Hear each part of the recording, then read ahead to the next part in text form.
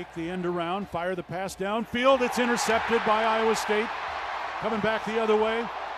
Got the ball to the far side, inside the 40, down to the 35 and out of bounds, just outside the 30. So third down. Wildcats need at least 4. Fafita out of the shotgun, takes the snap. Here comes the pressure, throws downfield, and it's intercepted. Picked up by the Cyclones. Back to the 10, and Iowa State will take over. The pressure probably forced the throw. Yep. Second interception for Iowa State tonight. Yes, it was not what we wanted to see in Ames, Iowa on Saturday. Not the performance that we were all looking for, but I'm here to tell you there's no need to panic. No need to panic just yet. Okay? What did our guy, Monty Williams, former coach of the Suns, used to say?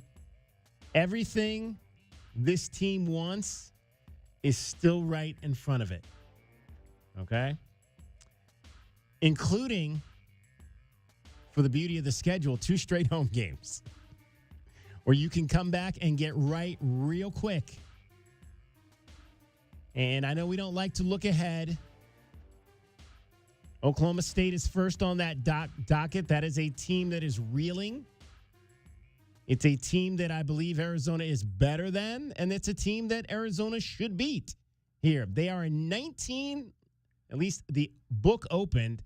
Let me look at it again today over at our friends, our partners at BetMGM.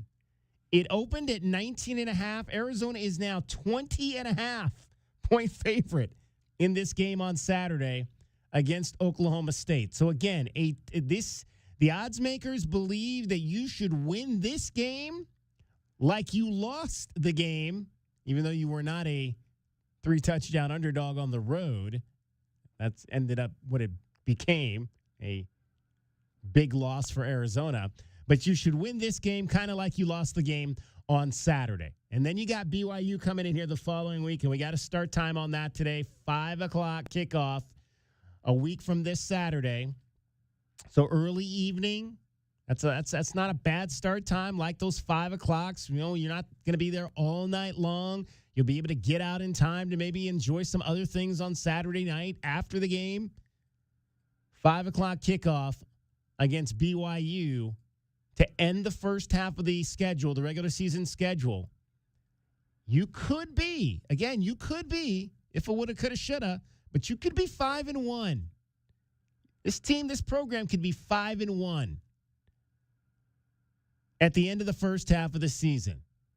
Okay? They're 3-1 currently.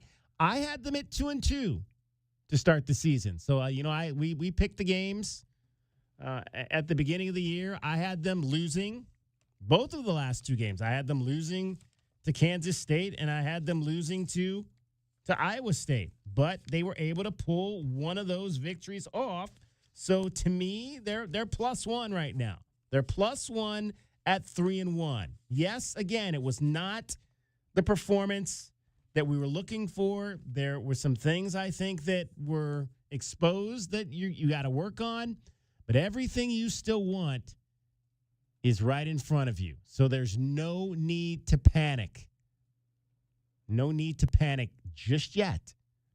Even though this loss kind of mirrored what happened last year when they went on the road for the first time to Kansas State and got beat pretty handily. No need to panic just yet. 520-848-1290, 520-848-1290 is the number to get in on the program. Noah Fafita threw 2 interceptions in that game. He had not thrown an interception yet this season. I thought that first one was on Seth Doege. And again, and that first interception, it really was a tale of what I talked about last year in terms of Noah Fafita. And if you remember, what I said last year about Noah's season was I thought there were things that this offensive staff did not give him, and that there were things that when they did give it to him, he couldn't execute it. And I thought that first interception was kind of a microcosm of both of those. I did not like that play by Seth Doege. And hopefully we'll get a chance to ask Seth about that tomorrow. I just thought it was I thought it was a bad play when you're down 15-0 and your offense is moving the ball. I think that was the 7th play of that drive, if I'm not mistaken. They had averaged 7 yards per play on the first 6 plays of that drive. So they're moving it nicely with short passes. And then you want to kind of do a play action, reverse looking kind of thing that really all you gave your quarterback was 2 routes that were 20 yards down the field. And we all know, again, Noah Fifita, and I've said this, Noah Fifita is better in the short range. He's better in the short range. Where this offense is going to struggle is when you ask him to go into the long range. And he was having some success in the short range. And you gave him this play where the 2 main wide receiver routes were 20 yards down the field, which just I just didn't like. I didn't like the tree, the route tree, as we like to say, on that particular play. And I just didn't like the mindset of calling that play by Seth Doege when you're down 2 touchdowns and you need to move the chains. Now, so that's the Seth Doege part of that. The Noah Fifita part of that is you're in your 3rd year as a starting quarterback. You've got to understand what that play is, okay? You've got to potentially understand where the defense is going to be on that play. And the part of that with Noah Fifita is he should have taken the check down. He should have been able to recognize the coverage as a kid that's played this sport at this level for 3 years, recognize the coverage and take the check down, which was kind of the play action reverse thing to Watley, and then Watley kind of floated over into the flat. So he was your out route there. He was your check down route. You should have taken that route. And what I tweeted early this morning was that he should have pumped that look down the field. I'm not sure who the receiver was, if it was Chris Hunter or Hudson, which one it was. Pump that look to get the defensive back to continue to backtrack so that you have more space on the dump down for Watley to go to work. And if he had done that, pump and dump, pump it, dump it, Watley probably gets you that 7-yard average that you'd had on the previous 6 plays of the drive, and maybe even more because he had a lot of space out there with the defensive back who made that interception. I believe his name was Jontez Williams, backtracking on that play. So to me, I really put that play on Seth Doege for calling that in that situation. But again, Noah, as the quarterback, has to understand where to put the ball. And I just think at times in that game, he was not on point. He was not on point. We can talk about the drops, but some of those drops, like when you put the ball behind a receiver, to me, that's not a drop. That's, maybe a good receiver is going to catch that ball even though it's not right on you. Good receivers have to be able to catch balls that are not right on you. I'd much rather, if it's not right on you, be in front of the receiver than behind the receiver. To me, if you're throwing the ball behind the receiver and making him reach back across his body to try to catch it, that's on the quarterback, and he drops it. That's not a drop. On my list, that's not a drop. That's on the quarterback because the quarterback did not really put the ball in a front-sided catchable position. So Noah's got to be better at that. He's got to be better at that. There were some balls that I felt like he just didn't put in at the right place, and then there was the deep ball to Chris Hudson. You got to hit that. He's missed that throw or throws like that in pretty much every game. I think he's had Gio Richardson a couple of times on similar passes like that in prior games that he just has not been able to hit. And that's what I'm talking about. The percentages are lower for that quarterback when you're asking him to go down the field. Yes, you have to try to make those throws. Yes, you have to show those looks. But the short to mid-range is where Noah is at his best. And I just felt like sometimes Seth Doege took him out of that in that particular game on Saturday night. 520-848-1290 is then I'm going to get on the program. joined by the fellas here today. We've got Dragon Ball. We've got JW Madden. Guys, your top takeaways on the loss at Iowa State. The main thing that, what I would take away from it more than anything is the lack of efficiency on the third downs. I mean, before last couple of weeks, we had seen this team manage to get short yardage situations, and you were able to go ahead and use that to your opportunity to make third down easier to convert, whether it be Noah on the short game or you have somebody that was able to go ahead and just run the ball efficiently. And that was something that just didn't happen. We didn't get those third and shorts throughout most of the contest, and that ended up having a very bad influence on the way that the offense kept the ball. Ball control had been something that the Cats had a lot of success with so far the first couple games of the season. The fact that they couldn't get third down conversions led to them having to take a bit more shots on the outside, and that ended up leading to a couple of turnovers. Again, we had 2 interceptions from Noah, and that's something that, he wasn't going to be perfect the whole season. Let's be honest. Over a course of an entire college football season, no quarterback's going to be without an interception. So the main thing that I would take away from this game is we just need to be able to get on third and short a little bit more consistently and get those third down conversions to keep those drives going. Yeah, I don't know that the turnovers had much to do with the outcome. What I will say is I saw a Dick Tomey team on the field, and it was the Cyclones, because dive, 48-yard pass play to the sideline. They ran so much short stuff. You had those safeties cheating, DK. You had those corners worried a little bit more about what was going on in the backfield to get those tiny chunk 5 here, 7 there. And those 2 big plays, the 48-yard pass that set up the 1-yard touchdown, and obviously the 52-yard pass to Sowell, were the 2 big back-breaking plays. Yeah. But what I saw was a team that's been to 7 bowl games in 8 seasons, playing on their home field. That's a program and a coaching staff, tenured coaching staff, and a bunch of guys that know how to win games. They know how to make big plays when they need to. I love this Arizona Wildcats football team and the program and the direction that the coaching staff's taking them. They're still in the rebuilding mode.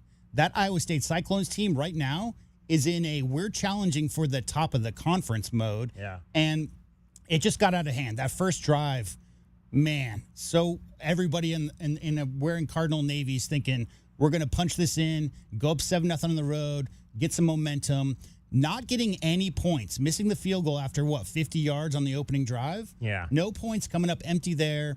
After that, it just kind of all went downhill and getting behind. The biggest takeaway for me, DK, is I thought Arizona had a good chance to win this game, but was it 23-0, something like that? 22. 22-0 before Arizona got points on the board. That's not the direction to get a win in a big hostile environment.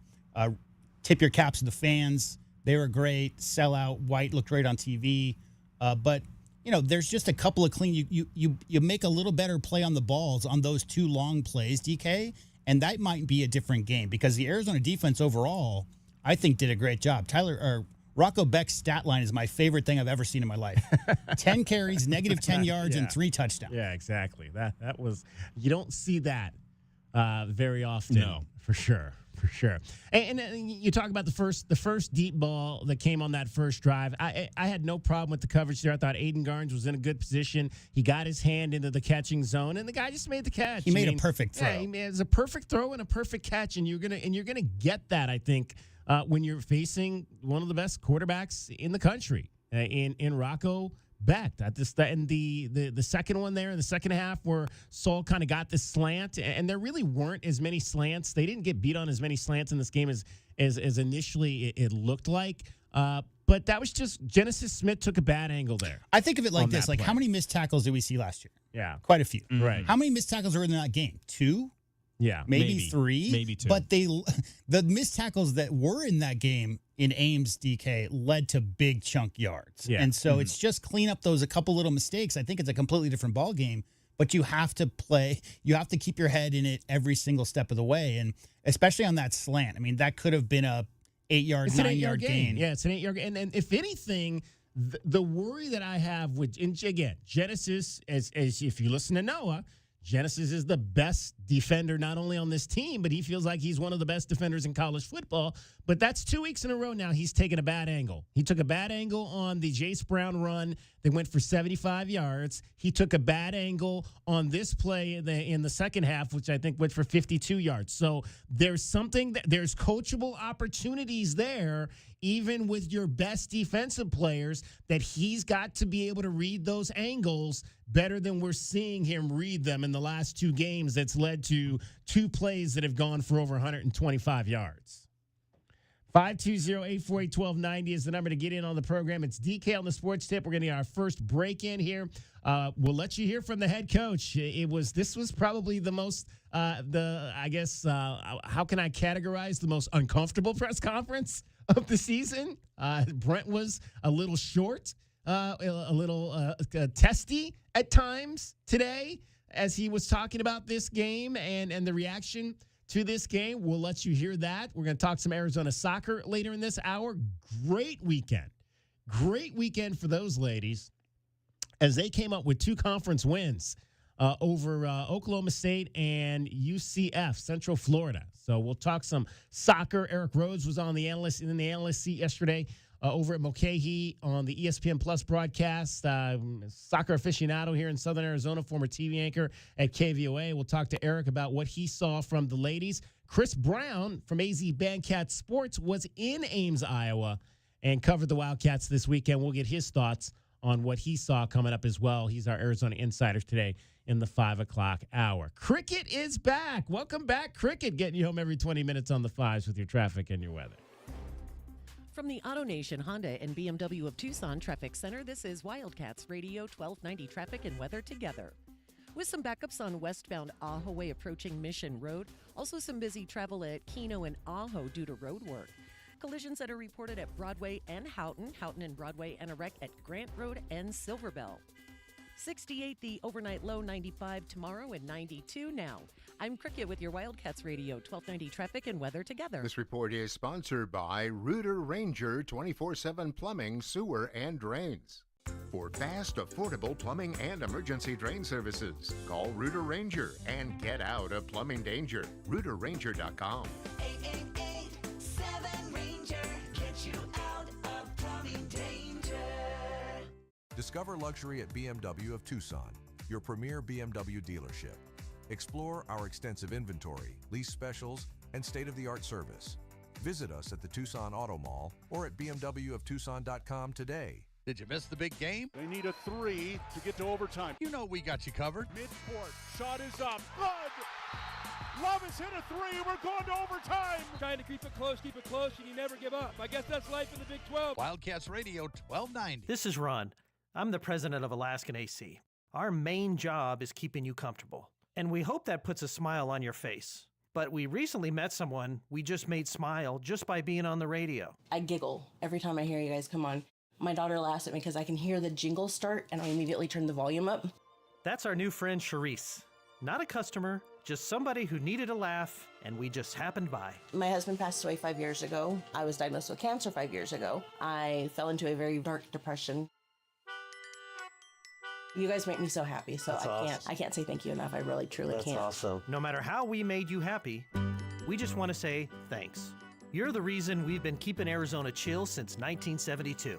The Grizz cracks me up, and I've actually repeated it to people because some of them don't know who you guys are. Mm-hmm. So I have to say, oh, you have to listen to them. They're so funny.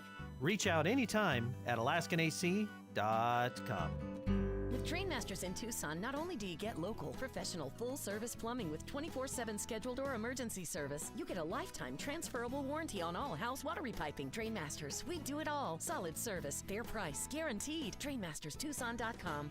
If you have unfiled taxes or are in debt to the IRS, this is important news. Did you know the IRS has programs specifically designed to help people struggling with tax debt? Powerful tax assistance programs that can save you thousands if you qualify. No one knows these programs better than the experts at Optima Tax Relief, America's most trusted tax resolution firm. A+ rated by the Better Business Bureau, their award-winning tax attorneys and licensed professionals have resolved over $1 billion of tax debt for their clients. One call to Optima can start the process, helping to put an end to your worries about wage garnishment, asset seizure, and other aggressive IRS actions. Find the best options to solve your tax problems. Call the experts at Optima Tax Relief today for a free consultation. Call 800-410-6744. 800-410-6744. 800-410-6744. Optima Tax Relief. Some restrictions apply. For complete details, please visit OptimaTaxRelief.com. Progressive Commercial Insurance flexes to fit your business's needs. From quick repairs to adjustable coverages and even payment options, Progressive Commercial makes it easy to get what you need. Quote today in as little as 6 minutes at progressivecommercial.com. Wildcats Radio 1290 is proud to support your Arizona Wildcat football team as they continue their season with another home game this Saturday at Arizona Stadium. This Saturday, the Cats take on Oklahoma State. Kickoff is scheduled for 12 noon. To get your tickets, visit ArizonaWildcats.com or call 621-CATS. For more University of Arizona Wildcat football, including a complete schedule and link to buy tickets online, log on to WildcatsRadio1290.com. Hey, it's DK on the Sports Tip. Don't miss a minute of the best Arizona Wildcats coverage in town. Tell your Alexa device to play Wildcats Radio 1290. This is your home of Arizona football, men's basketball, and baseball. Wildcats Radio 1290. My heat and air were in a state of disrepair. September is here, the kids are in school, football has started, and it's still hot in the Old Pueblo. Picturox Cooling, Heating, and Plumbing is your trusted, local, and family-owned air conditioning and plumbing service provider. We have been serving Tucson and the surrounding areas for over 24 years. Call Picturox Cooling, Heating, and Plumbing at 520-492-0748 or go to picturoxcooling.com to set up your next appointment online. Picturox Cooling, Heating, and Plumbing.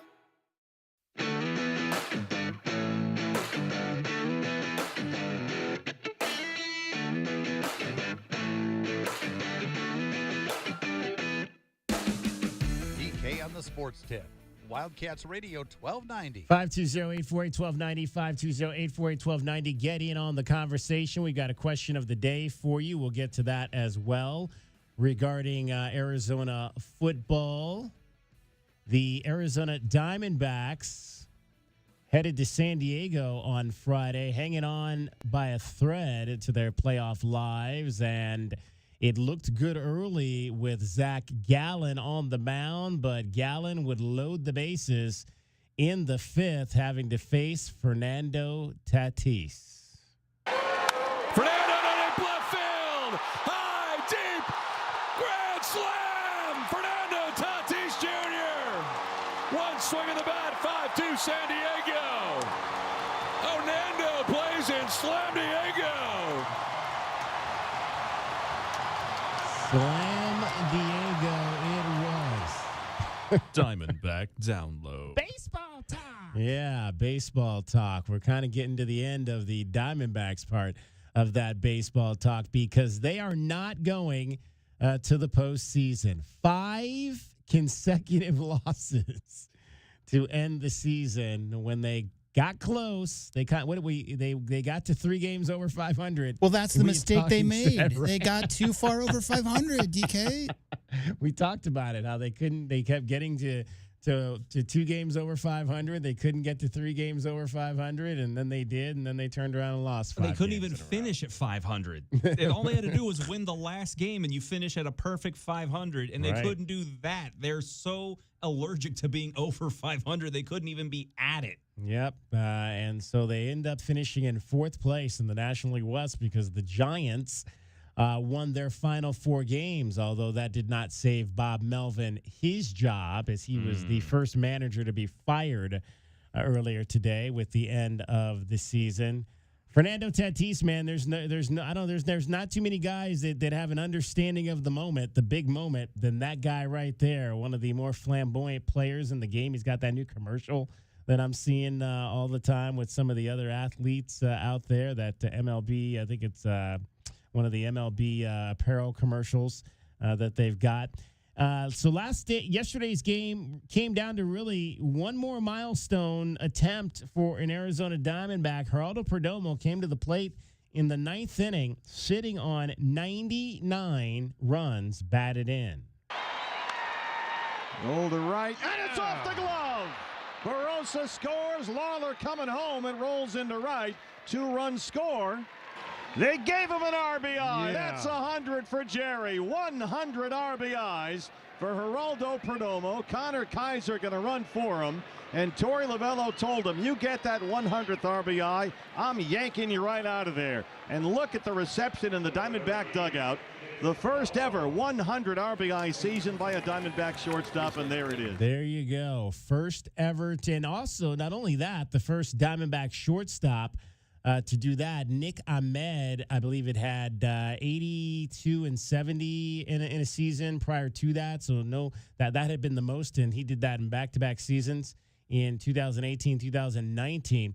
But Geraldo Perdomo, also the first Diamondback player in history to hit 20 home runs, drive in 100 runs, and steal 25 bases. He finished with 20 home runs, 100 RBIs, and 27 stolen bases this year. So we talked a lot about Corbin Carroll and what he was able to do last week, etching his name into the top spot in a number of those categories for the Diamondbacks.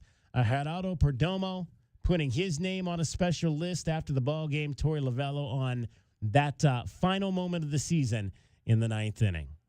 Yeah, I think late in the game, that's kind of what everybody was rooting for and focused on. So, everybody came up for him, put themselves in the right place. It was Jorge and then Lawler setting it up for Jerry. It was a good moment for the group.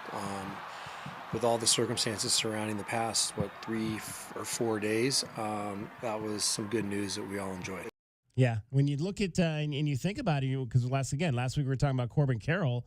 He's the 84 RBIs he had this year. That's the most he's ever had in his career. His last 3 seasons, 76, 74, and 84 RBIs. Perdomo, though, in that shortstop position, just a little bit better of a run producer. He's only the 10th Diamondback ever to have 100 RBIs. To have over 100, yeah. Wow. I'm looking at the top list now, and there's a lot of repeats here. Goldschmidt's on here quite a few times, obviously Luis Gonzalez, but I'm counting the names. There's only 10 guys who've ever done that.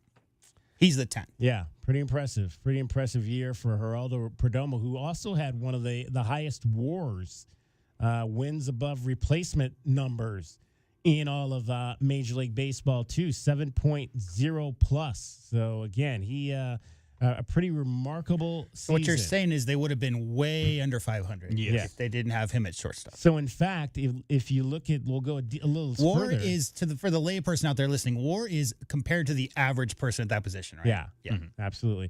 So he had, again, 20-plus homers, 100-plus RBIs, 25 stolen bases, 7.0-plus WAR, less than 85 strikeouts.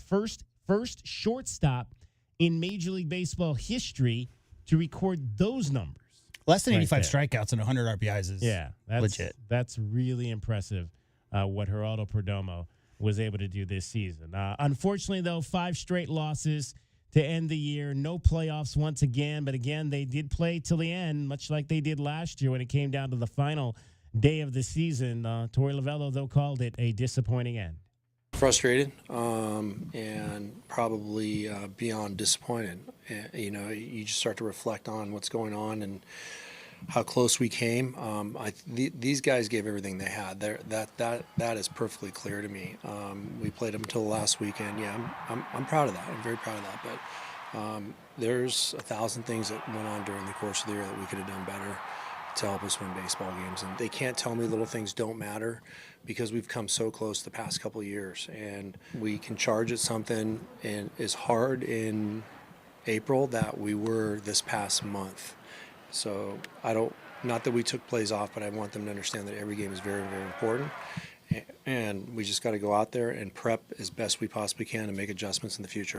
All right, well, get used to that voice because he is not going anywhere. Multiple reports today, MLB.com, Steve Gilbert, who covers the club, AZ Central, Arizona Republic's Nick Picariello, all reporting today that the Diamondbacks are going to retain Torey Lovullo for a 10th season in 2026. Arizona Sports has also confirmed that as well. Arizona Sports 98.7 has confirmed up in Phoenix that Torey Lovullo will be back. Dragon Ball, you said you had something to say about that. So we got to look at other managers around Major League Baseball. Right now, Rocco Baldelli just got fired from his job with the Twins. Baldelli was 527 and 505 with 3 division titles to his name in 7 years at coaching with the Twins. Now, 7 years with Lovullo.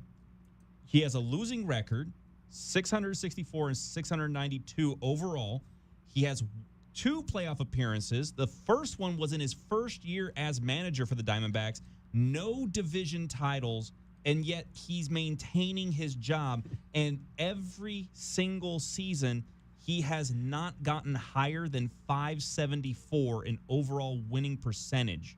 This is a guy that almost screams the term mediocrity. I don't know how many people in this room have watched the movie Amadeus, but the patron saint of mediocrity. You mean from 1980? Yes. Like 15 years before you were born? Yes, Right, but we've seen it. I love that movie.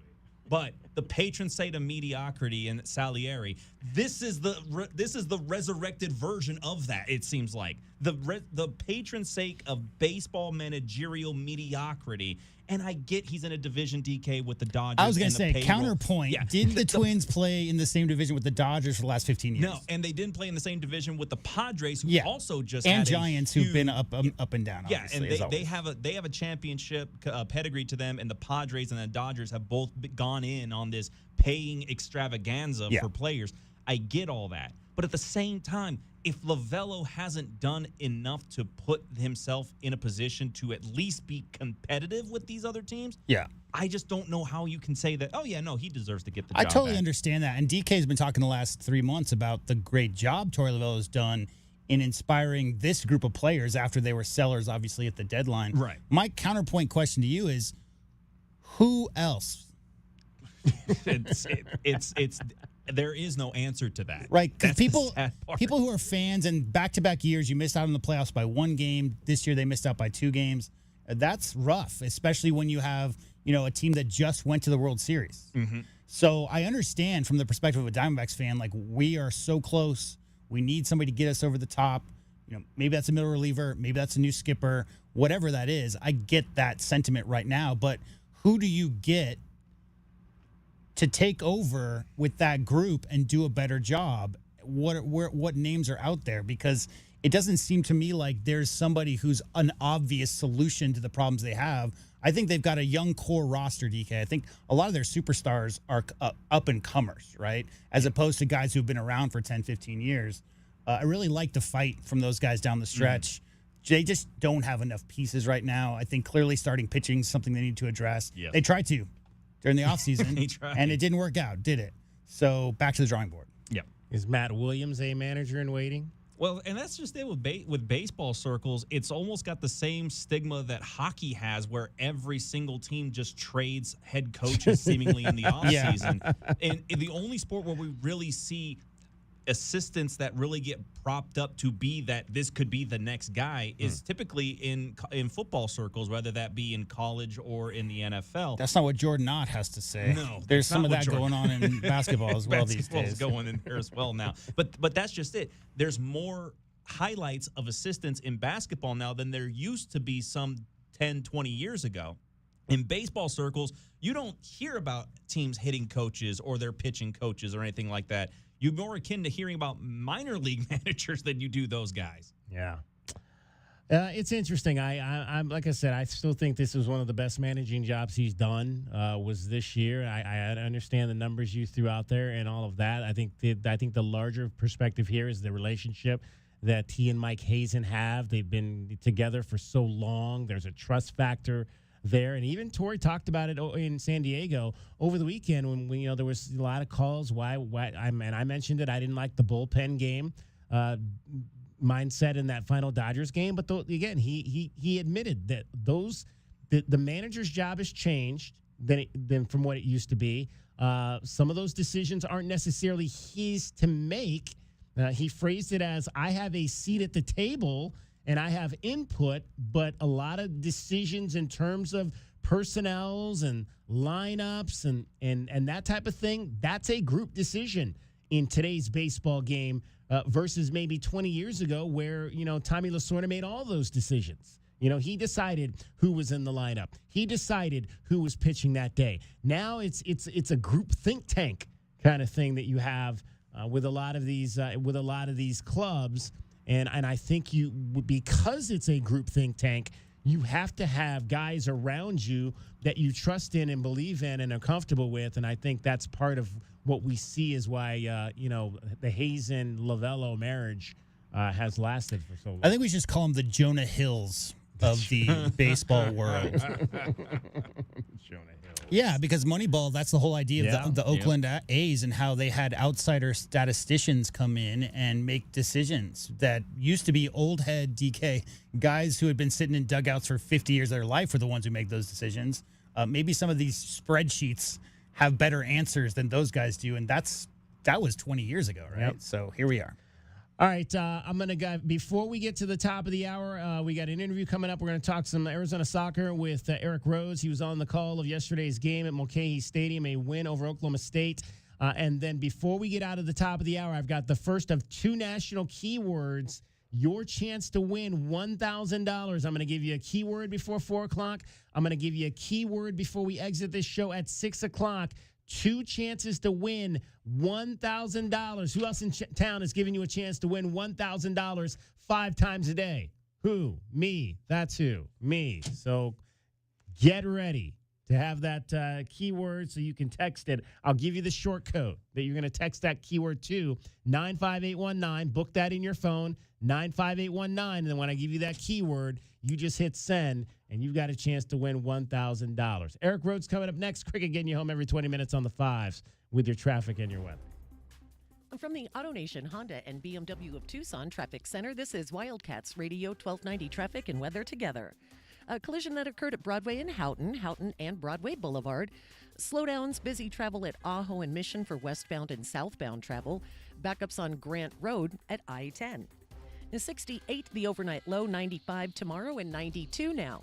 I'm Cricket with your Wildcats Radio 1290 Traffic and Weather Together. This report is sponsored by the Harlem Globetrotters. This isn't just a game. It's a once-in-a-generation event. The Harlem Globetrotters 100-year tour. Come be a part of a legacy that never stops. Be there when history is made. The Harlem Globetrotters 100-year tour. Get your tickets today at harlemglobetrotters.com. It's DK on the Sports Tip. Did you hear what we were talking about?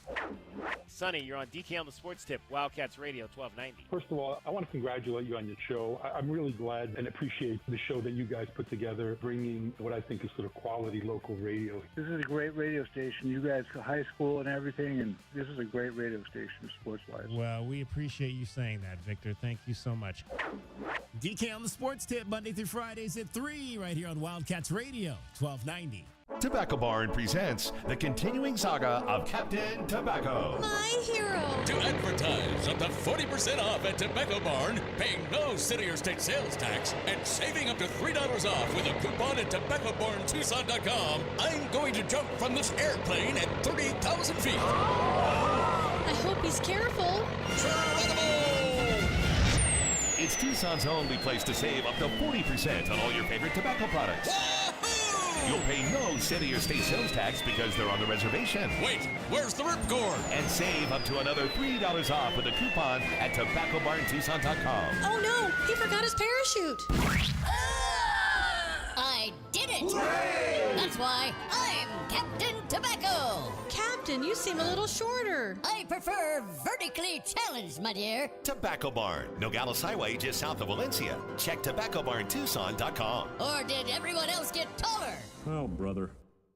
Do Crohn's disease or ulcerative colitis symptoms keep coming back? Tremfya, guselkumab, may help, with rapid remission achieved at 12 weeks and lasting clinical remission at 1 year. Some even saw visible improvement of their intestinal lining at 12 weeks and 1 year. Tremfya is a prescription medicine used to treat adults with moderately to severely active Crohn's disease and adults with moderately to severely active ulcerative colitis. Serious allergic reactions and increased risk of infections and liver problems may occur. Before treatment, your doctor should check you for infections and tuberculosis. Tell your doctor if you have an infection, flu-like symptoms, or if you need a vaccine. Healing is possible with Tremfya. Approximately 3 out of 10 patients were in endoscopic remission at 1 year, based on areas visualized on colonoscopy, which may not represent the deeper bowel layer or entire GI tract. Individual results may vary. Ask your doctor about Tremfya today. Call 1-800-526-7736 to learn more or visit tremfyaradio.com. When night falls, terror rises. Tucson's ultimate haunted experience is back. Terror in the Corn. 4 bone-chilling nightmares await. The pumpkin plague, where rotting vines strangle the living and the harvest never dies. Blood Moon Ranch, when the moon turns red, the slaughter begins. Chainsaws roar and no one gets out alive. Funhouse Nightmare. Step inside the twisted funhouse where the clowns don't want laughs. They want blood. Bleakmore Asylum, where the walls whisper, the gates slam shut, and the madness won't let you go. 26 years of terror, and we're just getting started. Halloween begins at TucsonTerrorInTheCorn.com. Same location, Avra Valley Road. Open weeknights in October. Enter if you dare. And this Friday, we have a sweet deal for you from Terror in the Corn. You can get an admission ticket into Terror in the Corn for just $17.50, originally $35. And this sweet deal will go on sale this Friday morning at 8:30 at WildcatsRadio1290.com. My heat and air were in a state of disrepair. September is here. The kids are in school, football has started, and it's still hot in the Old Pueblo. Picture Rock's Cooling, Heating, and Plumbing is your trusted, local, and family-owned air conditioning and plumbing service provider. We have been serving Tucson and the surrounding areas for over 24 years. Call Picture Rock's Cooling, Heating, and Plumbing at 520-492-0748 and go to picturerockscooling.com to set up your next appointment online. Picture Rocks Cooling, Heating, and Plumbing. Do you need your home repiped? Having trouble with your water heater? Leaking toilet? Have you ever thought about an instant recorded seweroscopy? Then call Economy Plumbing Service at 885-3510. Because if water goes through it or to it, we do it. Economy Plumbing, 885-3510. This is Andrew Bogish with a Sports Minute sponsored by WeatherGuard Truck and Van Equipment. They're just as driven as the hardworking pros they serve. So what are we doing with the Jacksonville Jaguars? They're 3-1 after beating the shorthanded Niners yesterday. They've had at least 3 takeaways in every game so far this season, and their head coach is picking fights on the field postgame. Maybe there's another AFC South team to pay attention to. I'm Andrew Bogish.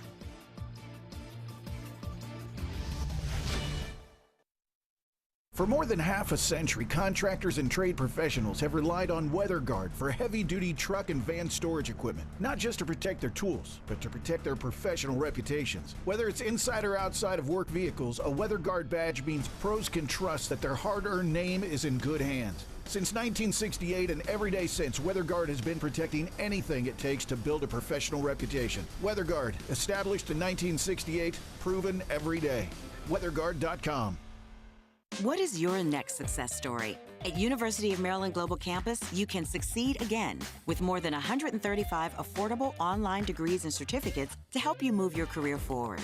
From cybersecurity and AI to healthcare and MBA, our programs help you build critical thinking, leadership, and communication skills that set you apart in today's job market. Designed for working adults focused on the future. Classes start October 15th. Learn more at umgc.edu. Certified to operate in Virginia by Chev.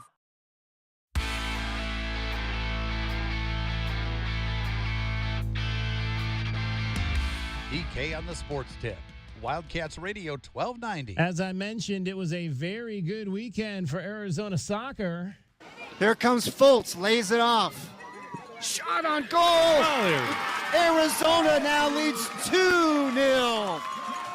What a shot! And it is the freshman, Mariah Stevenson, who finds the back of the net.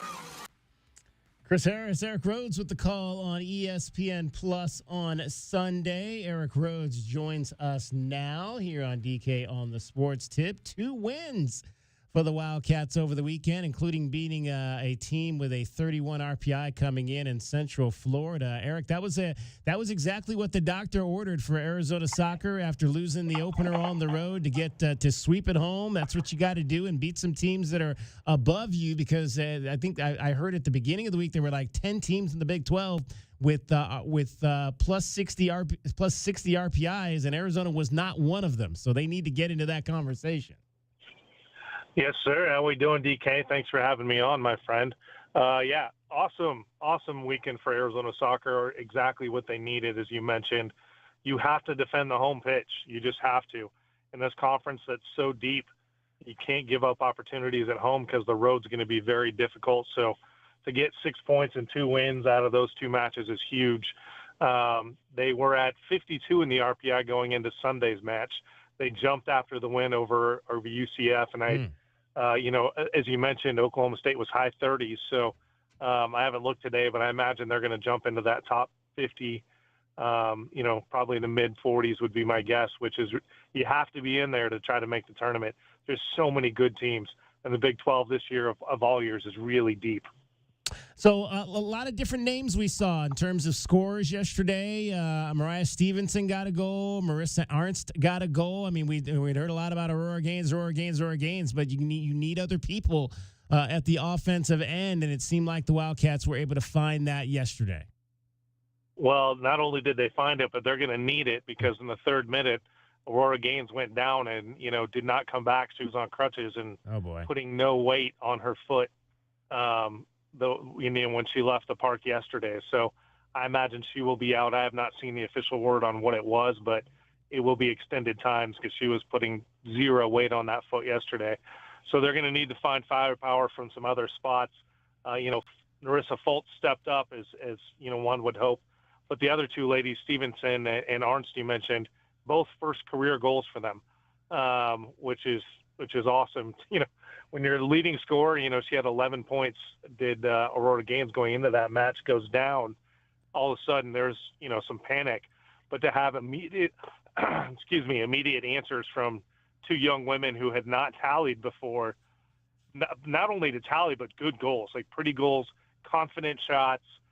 Stevenson's was just a gorgeous, perfectly placed, looked like she'd been scoring forever, but it's her first career goal at Arizona. So, they're going to need it, so great to see it, but they are going to need it headed into road matches with Cincinnati and West Virginia. What do you, and we're chatting with Eric Rhodes. He is the analyst for ESPN Plus on the Arizona Wildcats soccer broadcast, also sits in the play-by-play seat as well, bouncing back and forth. What do you see when you look at this team, Eric? It's a really interesting mix, and I think it's just what college sports is almost an analogy today. There's some talent, there's some transfers, and then there's some potential. They're young. When you look at their stars, aside from Olivia Ramey in the net, who's senior, there's a lot of youth on that team. But there's some skill as well. Their transfers, Boydston coming from Arkansas, Fultz coming from Oklahoma. It's today's college sports world, right? They are going to take some time to get situated into a new coach's system, to get used to their teammates. So these are one of those teams. Whenever I coached, I said you had one of three teams. You had a team who you knew should do really well and should finish, top 25, should challenge for trophies. You had a team that was like 50-50, could be really good, could surprise some teams, could, challenge for a title, or could just as easily, drop a couple of games they shouldn't. Or you have a team that you're like, okay, we're going to be good next year. We're going to work on some stuff. This team, I think, is that middle tier. They have the talent to win some games. They have the talent to surprise some teams. But when you look at the upper echelon, like they played number one Stanford, and it was a 6-0 a game, they had good moments in that game. But can you compete with that top level? Not quite yet. But Coach Morris is doing some really nice things. We're chatting with Eric Rhodes. He is a broadcaster, ESPN Plus on Arizona Wildcats soccer broadcast, as well as FC Tucson broadcasts this past season. Former head coach of the Arizona men's soccer club team at the university as well. The Wildcats got a couple of wins over the season. One more play I want to ask you about real quick here. Eric, we've heard a lot about the freshman, the talented freshman out of Scottsdale, Whitney Reinhardt in the midfield, had a couple of shots on goal yesterday. What do you, when you look at her game, where can she best help this team? You know what was surprising to me, Dave, and it's a great question. When we, as broadcasters, we get a chance to talk to the coach a little bit early and ask them questions, see what they think. And, one of the things Coach Moros hinted on was, she said, we're being too nice. Like, we're being too nice in the field. Like, we got to get a little bit of an edge, right? Right. Going back to Rich Rod days, going to find a hard edge. And so she said, surprisingly, the one who's pushing everyone from a freshman spot is Whitney Reinhardt. She goes, that girl she's on it. She's ready to push. She's ready to go. We saw her as soon as she got into the game. 5 seconds in, put a shot on goal. So, she's got a motor. She's ready to go. And it was awesome to hear from Coach Moros that she's the one sort of driving the emotional ship of let's get it together, let's push, let's go a little harder than we can. So I think that is a great get for Arizona. I think that girl has a tremendous upside, which is a cliche to say in our world, but she really does. I mean, and she showed it yesterday, coming right on, getting an opportunity immediately, and then continuing to put in some impactful minutes on the field. I mentioned all that Eric does in terms of his soccer work here in Southern Arizona, but he is also a member of the team over at the Arizona Bowl and the big kickoff luncheon. We're just about a month away, Thursday, October the 30th. That'll be happening. Pro Football Hall of Famer Brian Urlacher is the special guest speaker this year. Tell me a little bit about how you guys got Brian Urlacher here for it. All credit goes to my colleague Ben Shulik on that one. Wow. We have a list that we keep running through the years of, once we got into the Rob Gronkowski, Trevor Hoffman, another Hall of Famer. Once you get on that level, Terry Francona, Coach Candrea, it's a bit intimidating to go, okay, who's next? Who's going to follow this? And so one of the things we look at, and we're really fortunate to live in Arizona, is a lot of former athletes live in the Valley or live in, have places in Arizona, and Urlacher is one of them. And so we reached out to his team, and his team happened to be his wife. And she got in touch with us and said, let's look at some dates and we could do this and possibly this. And, they've been great to work with. We're really excited to have him. I'm a little intimidated to meet him in person. I think he could probably still put me in a pretzel if he wanted to. But very exciting get. Obviously, this, DK. There's a huge Midwestern presence here in Arizona, so anything Chicago is always a big draw. So we're excited to have Mr. Urlacher join us. I'm trying to get some gear from the Hall of Fame, trying to bring in some stuff to, take some photos with while you're there. I'm trying to bring in the Heisman Trophy, actually. Oh, wow. So take a picture with the Heisman while you're there. Do your best Heisman pose. There you go. So it's always a fun day. Totally open to the public. Go to our website, thearizonabowl.com.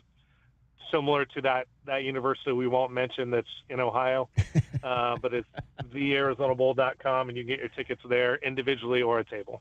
All right, speaking of Ohio, obviously the conference or the bowl game aligned with the Mid-American Conference that has a bunch of Ohio teams. We always like to see those kids out here, as well as the Mountain West Conference. Who should we be looking at? Are there teams that you all are starting to look at? Obviously, we've only played 1 to 2 conference games, so it may be early. But who are the hot names that maybe potentially we might see out here for the game this year? Great question. Dave, we're in the top 3 of our conferences. We're in the number 2 in both our conferences, so we're always looking at that top 3 or 4 tier.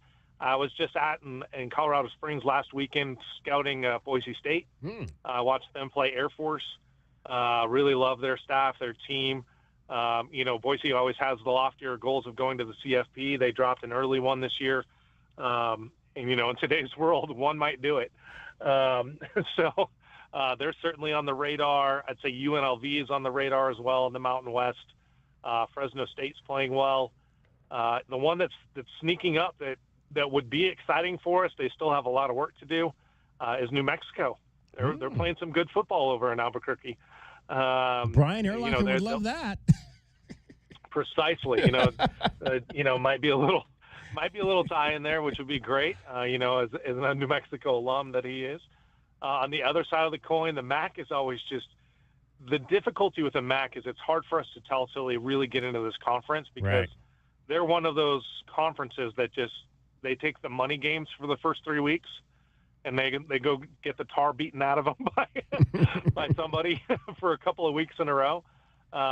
Toledo, who we had a couple of years ago, is really good. They're a good football team. Coach Jason Candle, I'm actually quite shocked, is still at Toledo because he's a great coach and one that a lot of people I think would love to have as their head guy. Ohio, as we're talking about, they're good. They've been with us the last couple years, but they had that win over West Virginia. They have a club we're looking at. And then the one that's kind of on everybody in the bowl season's radar, they again have a little work to do, is the Eddie George-led Bowling Green Falcons. You bring in a guy like Eddie George and who his son is playing quarterback there. Like there's, anybody who knows football that well is going to have a decent football team. So, a couple of teams to watch there. So it's exciting. We're looking forward to it. Give me another week or two, and I'll have a little better idea, and maybe let your listeners in on some down low stuff.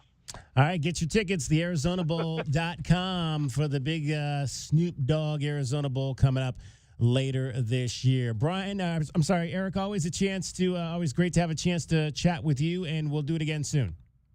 Appreciate the time, my friend. Have a great day. Eric Rhodes, ESPN Plus broadcaster, U of A soccer, FC Tucson, Arizona Bowl. He is all over the place with what he does here in the community. You know who got an up-close personal look at Brian Urlacher? Who's that?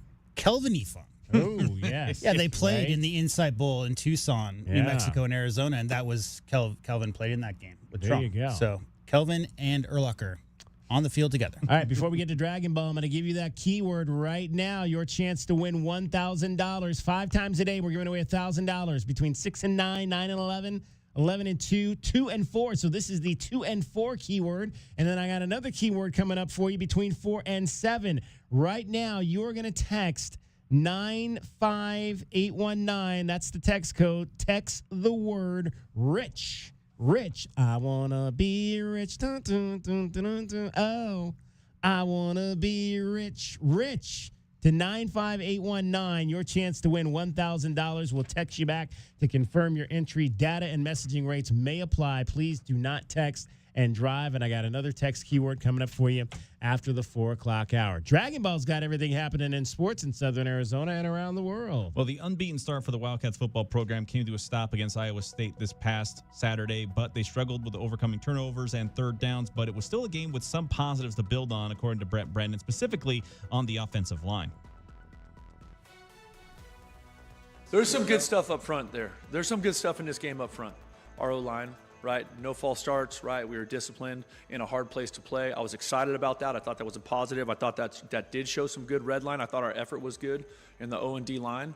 You know, when they run the ball 47 times and average 2.4 a carry, like that's a hell of a day against a good football team on the road. You know, it's the other stuff that I mentioned. It's the turnovers. It's the big plays. It's the us not responding to those momentum swings where we had to answer and we didn't. And that's what we're all going crazy. We're all so pissed off about. Now the Cats will go for their first win in the Big 12 Conference schedule this year against Oklahoma State with a noon kickoff on Saturday. The Phoenix Mercury are headed to the WNBA Finals. They managed to knock off last year's runner-up to the championship in the Lynx before they also beat the reigning champion in the New York Liberty in the previous round, and now they'll simply wait to see who will come out the winner in the Game 5 winner-take-all game between the Indiana Fever and Las Vegas Aces.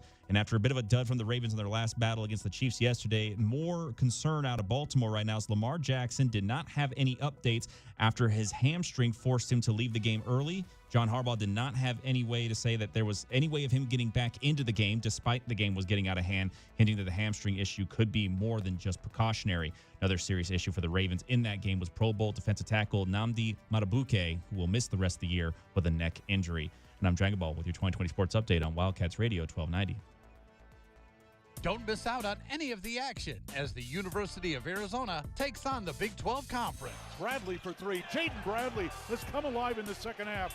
You're listening to the flagship home of Arizona Wildcats athletics. Wildcats Radio 1290. From the AutoNation Honda and BMW of Tucson Traffic Center, this is Wildcats Radio 1290 traffic and weather together. Collisions reported Sunrise and Kolb Road and Sunrise Drive. Craycroft near Speedway, a vehicle into a pole on Craycroft south of Speedway. Also earlier crash at Broadway and Houghton. 68 the overnight low, 95 tomorrow, and 92 now. I'm Cricket with your Wildcats Radio 1290 traffic and weather together. This report is sponsored by the Harlem Globetrotters. This isn't just a game. It's a once-in-a-generation event. The Harlem Globetrotters 100-year tour. Come be a part of a legacy that never stops. Be there when history is made. The Harlem Globetrotters 100-year tour. Get your tickets today at harlemglobetrotters.com. There are many reasons you might need Dorado Rockin' Materials. A few bare spots in the yard. The driveway needs filling in. Or it could be that the yard needs a whole makeover. Whatever the reason, if your yard has the summertime blues, Dorado Rockin' Materials has everything from sand to boulders and every rock and pebble in between. If you need help spreading it, we have options for that too. Call 400-4233. Dorado Rock and Materials. The right service, the right product, the right price. There's nothing like college football. From the pageantry of game day to the touchdowns and tackles that make it America's sport. Every week, the Arizona Wildcats strap on their helmets and play football. They do it for you. This is where you hear complete coverage of every U of A football game throughout the fall. Tune in each week as Arizona Sports Enterprises proudly presents University of Arizona Wildcat Football. Bear down. Essential Pest Control leaves bugs belly up with science. Smart solutions to eliminate bugs, termites, weeds, and more. Science nerds, choose Essential. Essential Pest Control leaves bugs belly up. Call 886-3029 or visit essentialpest.com. Do Crohn's disease or ulcerative colitis symptoms keep coming back? Tremfya, guselkumab, may help, with rapid remission achieved at 12 weeks and lasting clinical remission at 1 year. Some even saw visible improvement of their intestinal lining at 12 weeks and 1 year. Tremfya is a prescription medicine used to treat adults with moderately to severely active Crohn's disease and adults with moderately to severely active ulcerative colitis. Serious allergic reactions and increased risk of infections and liver problems may occur. Before treatment, your doctor should check you for infections and tuberculosis. Tell your doctor if you have an infection, flu-like symptoms, or if you need a vaccine. Healing is possible with Tremfya. Approximately 3 out of 10 patients were in endoscopic remission at 1 year, based on areas visualized on colonoscopy, which may not represent the deeper bowel layer or entire GI tract. Individual results may vary. Ask your doctor about Tremfya today. Call 1-800-526-7736 to learn more or visit tremfyaradio.com. Arizona's free safety position has a new name, the Bear. A little ferocious name. But it's going to be intercepted by Arizona. Genesis Smith. Bear down with Genesis Smith and the Cats all season long. Right here on Wildcats Radio, 1290. So hot. Hi, can I help you? Good afternoon. We're with Goodfellas AC Rapid Response Team. But I didn't call yet. That's how fast we are, man. Just as I thought, this AC is out. No, we're not going to lose it. Come on. Come on. Don't you die on me. Johnson, get a hold of yourself. Sorry, we take this very seriously. Wow, you fellas are good. It's not just a name, ma'am. It's who we are kind of thing. Good service, good prices, Goodfellas. Goodfellasac.com. Tune into Wildcats Radio 1290 weekly for Brett Brennan's Football Press Conference, where you can catch up on all things Arizona football this season. The Football Press Conference, sponsored by Coors Light.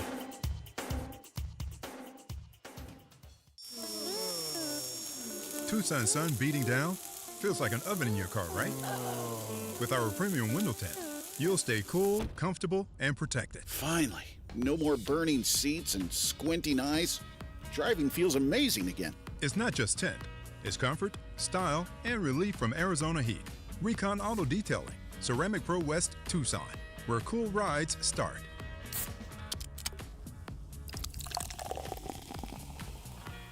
This sandwich, it's a complete game changer. Hello, this is Mike, and a little thing I love about the Chick-fil-A Pretzel Cheddar Club is that juicy chicken with that toasty pretzel bun. That bun, it's crispy, cozy, just amazing. With the pretzel bun, the Dijon mustard, and the chicken, it makes that sweet, savory kind of combination. It's everything that you love about food rolled into one. It looks phenomenal. It tastes great. It's delicious. Order the Pretzel Cheddar Club with cherry berry and Sprite for a limited time on the Chick-fil-A app. Real guests paid for their testimonial. At Straight Talk, we get it. You say no a lot. Mom, can I get a tarantula? No. Coffee? No. So we're giving you more reasons to say yes, like a free 5G phone with real unlimited data with select plan activation. Can I use the free phone? Yes. See? Doesn't it feel good to say yes to more? Absolutely. Face tattoo? Absolutely not. Available at straighttalk.com and Walmart. Taxes and fees apply. In-store activation of Gold Unlimited plan or higher required. For network management practices, visit straighttalk.com. KCUB Tucson, a Cumulus Media Station. The Wildcats Radio 1290 studios are brought to you by ICCU at ICCU.com. We are your home for Arizona athletics. This is Wildcats Radio 1290.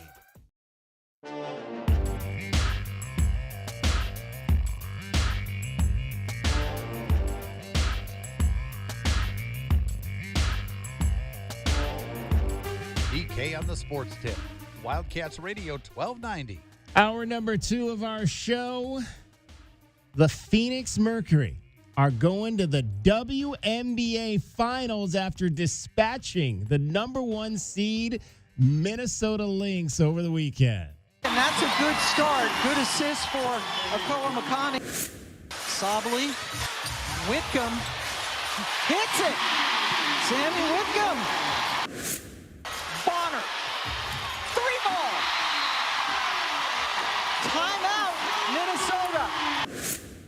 Smith comes over to help on defense. Thomas slices in. And now Phoenix can make it a 1-possession game. Whitcomb does it. That they needed to ensure execution, limiting turnovers, and rebounding the ball. Bonner for the lead. Against Alana Smith, the co-defensive player of the year in the league. Bonner again!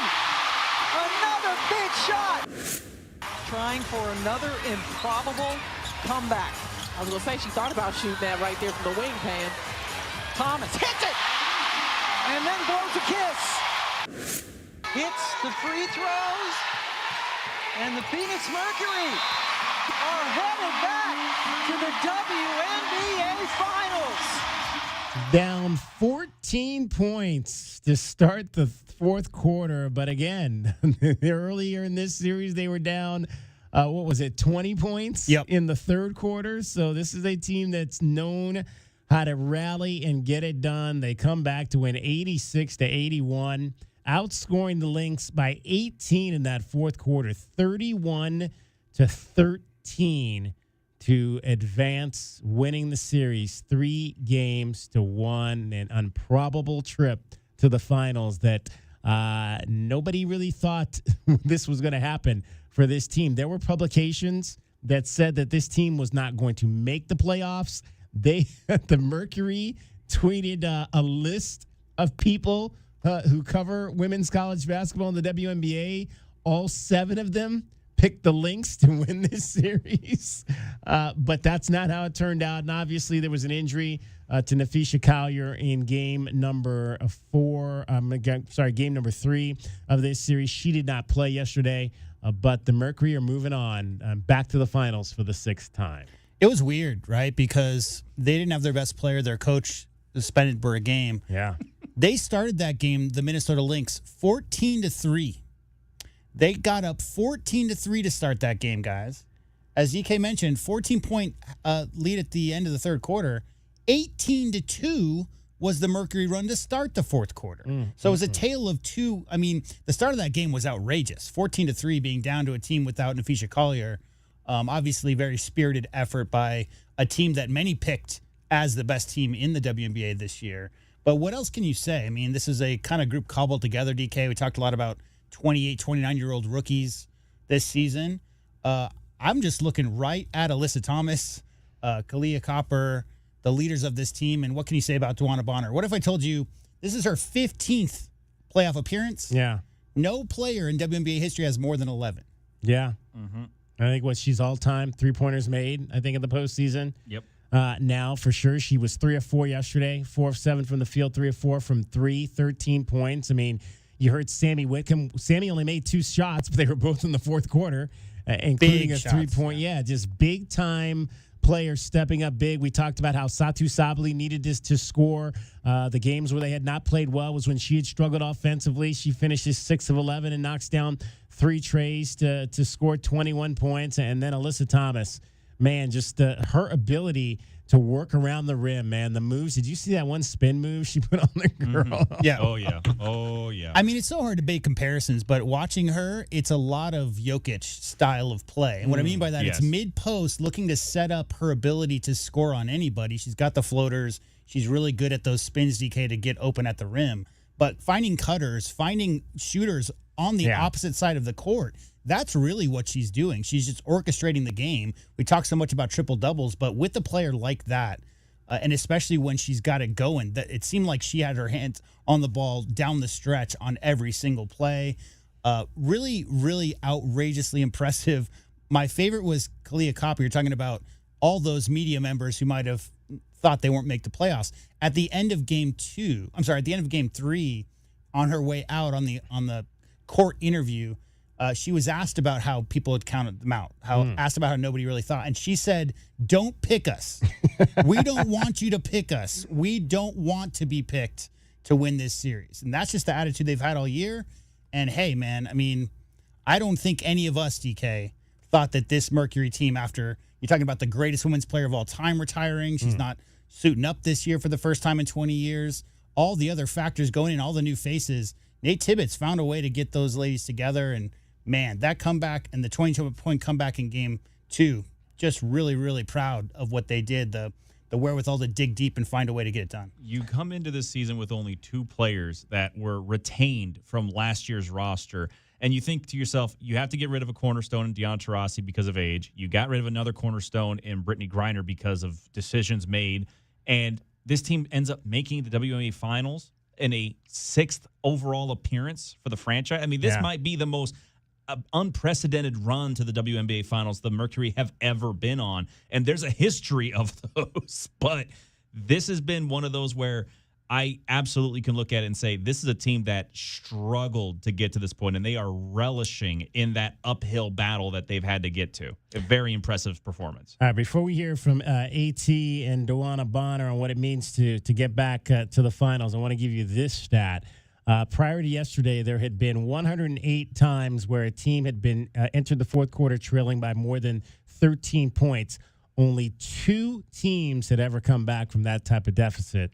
Now there are 3 teams that have done it. Your Phoenix Mercury on the way to the finals. Let's hear from Alyssa Thomas, DeWanna Bonner on getting the Mercury back to the finals. Yeah, I mean, it was an ugly game for us.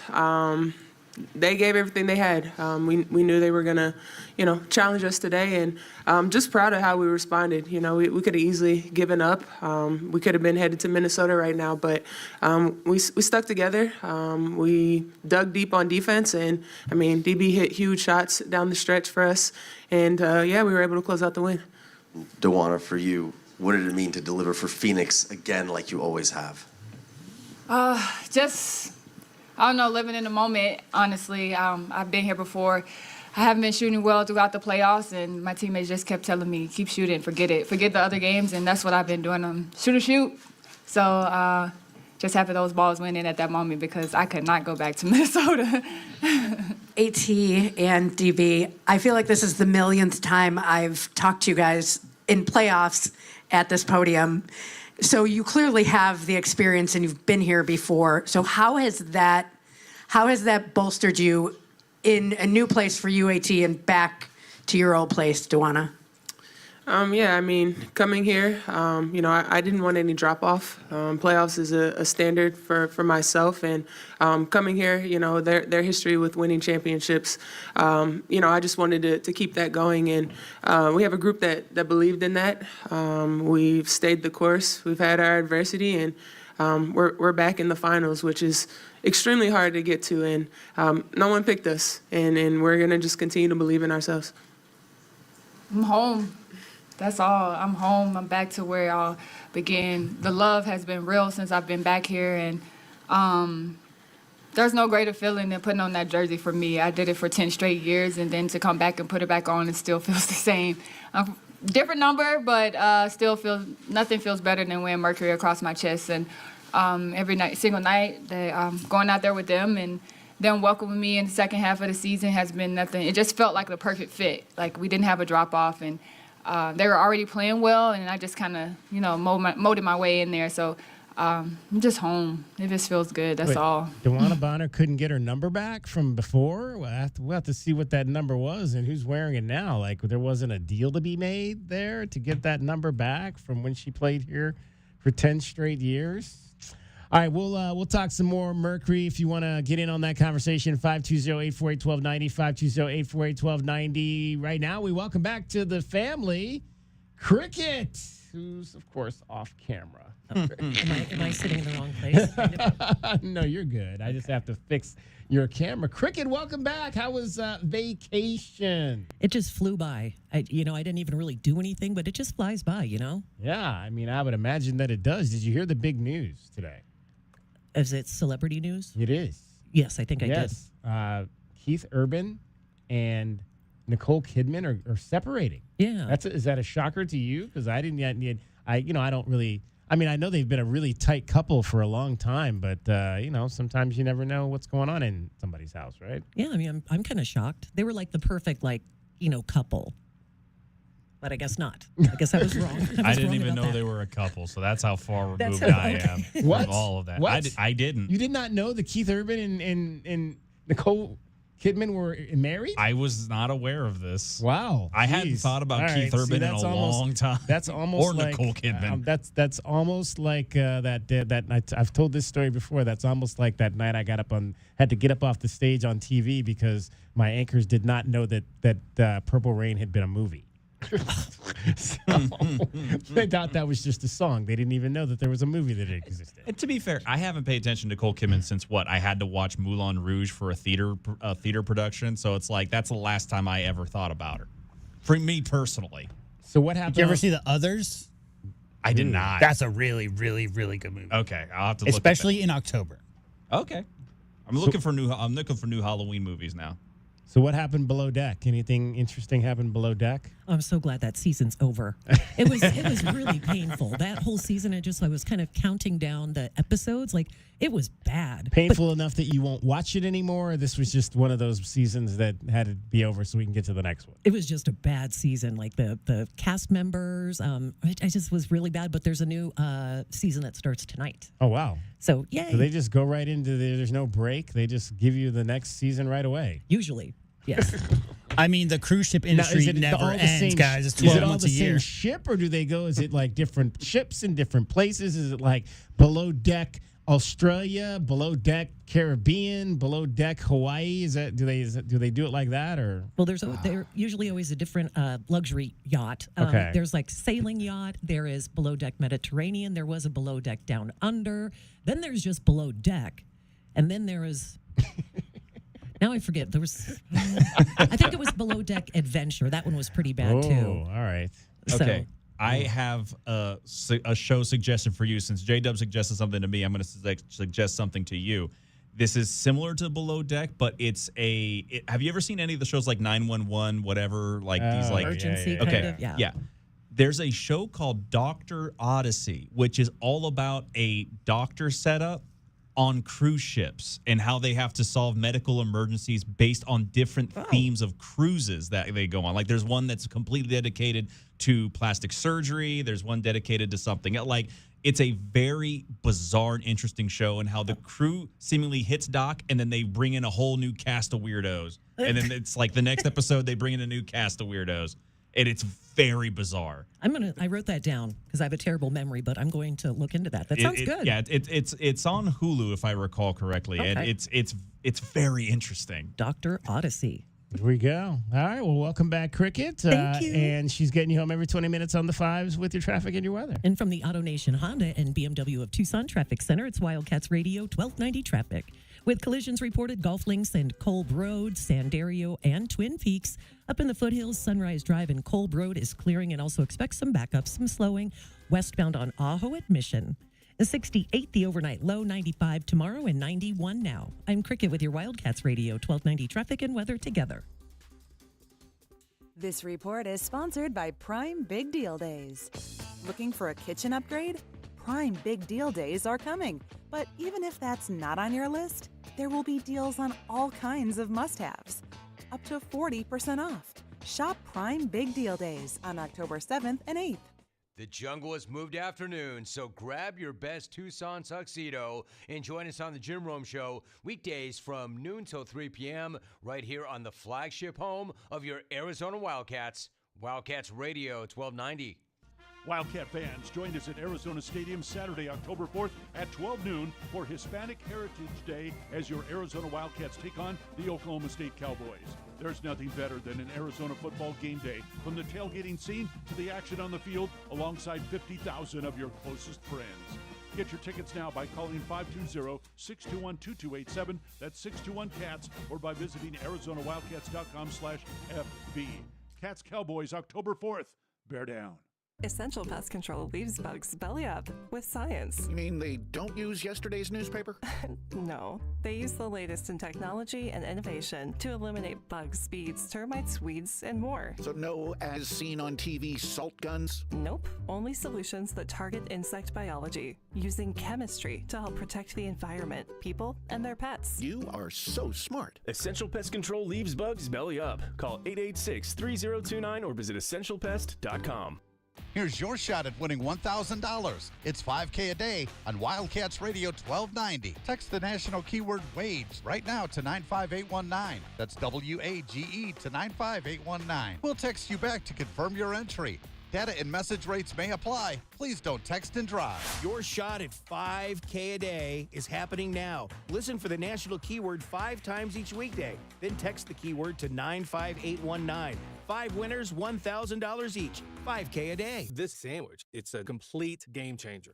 Hello, this is Mike, and a little thing I love about the Chick-fil-A Pretzel Cheddar Club is that juicy chicken with that toasty pretzel bun. That bun, it's crispy, cozy, just amazing. With the pretzel bun, the Dijon mustard, and the chicken, it makes that sweet, savory kind of combination. It's everything that you love about food rolled into one. It looks phenomenal. It tastes great. It's delicious. Order the Pretzel Cheddar Club with Cherry Berry and Sprite for a limited time on the Chick-fil-A app. Real guests paid for their testimonial. At Straight Talk, we get it. You say no a lot. Mom, can I get a tarantula? No. Coffee? No. So we're giving you more reasons to say yes, like a free 5G phone with real unlimited data with select plan activation. Can I use the free phone? Yes. See? Doesn't it feel good to say yes to more? Absolutely. Face tattoo? Absolutely not. Available at straighttalk.com and Walmart. Taxes and fees apply. In-store activation of Gold Unlimited plan or higher required. For network management practices, visit straighttalk.com. Wow, this is bad. Oh no, how bad? When will my AC be fixed? You know, I don't know. It's your flux capacitor. They don't make them anymore. Special order. Couple grand easy. Oh my God, what? Don't get air-conned into paying for shoddy service and stuff you don't need. Put Goodfellas on the job. Goodfellas AC will repair or install your AC the right way the first time. You'll know up front exactly what it'll cost and how long it'll take. No surprises and free second opinions. Good service, good prices, Goodfellas. Progressive Commercial Insurance can protect your small business with over 30 coverage options, an easy-to-use mobile app, personalized discounts, and more. Get a quote in as little as 6 minutes at progressivecommercial.com. Discounts and coverage selections not available in all states or situations. Wildcats Radio 1290 is proud to support your Arizona Wildcat football team as they continue their season with another home game this Saturday at Arizona Stadium. This Saturday, the Cats take on Oklahoma State. Kickoff is scheduled for 12 noon. To get your tickets, visit ArizonaWildcats.com or call 621-CATS. For more University of Arizona Wildcat football, including a complete schedule and link to buy tickets online, log on to WildcatsRadio1290.com. Download our app. It slaps. Nobody covers Southern Arizona sports like we do. Don't miss out on any of the highlights, stories, and analysis. The flagship home for Arizona Wildcats athletics, Wildcats Radio 1290. I'm Chris Rose with NFL Network Now on the Westwood One Radio Network. We start in the Big Apple, where Jackson Dart and the G-Men notched their first win of the season, knocking off the previously unbeaten Chargers 21-18. It wasn't all good news for the Giants. Star wideout Malik Neighbors, injured in the second quarter, is believed to have suffered a torn ACL per NFL Network insiders Ian Rappaport and Tom Pelissero. Staying in the NFC East, the Eagles improved to 4-0 after escaping with a 31-25 win over the Bucs in Tampa. Speaking of undefeated, the Bills are still perfect on the season. They sent the Saints packing 31-19. Over in KC, Patrick Mahomes tossed 4 touchdowns, led the Chiefs to a 37-20 win over the Ravens. Aaron Rodgers and the Steelers improved to 3-1. They bested the Vikings 24-21 over in Dublin, Ireland. And in the nightcap, the Packers and Cowboys needed overtime to see their duel end in a 40-40 tie. This has been NFL Network Now on the Westwood One Radio Network. Are you having trouble hearing? Hearing loss can devastate the quality of your life. Now, there's an affordable fix for you or your loved one. Rated the best hearing aids of 2025 by Forbes Health, Audion Hearing has the highest quality hearing aids at the lowest prices, starting at just $98 a pair. I actually like them better than my old $5,000 hearing aids. I could not believe how my hearing and life changed. Join over 1 million happy customers by going to audionhearing.com. That's AUDIEN hearing.com. Find what you love, love what you find. A Total Wine and More. There's so much waiting for you. Spirits and beer, thousands of wines. Guides in the know and prices so low. It just might blow your mind. You're gonna find what you love and love what you find. With curbside pickup and delivery available, you'll always find what you love, only at Total Wine & More. Drink responsibly, B21.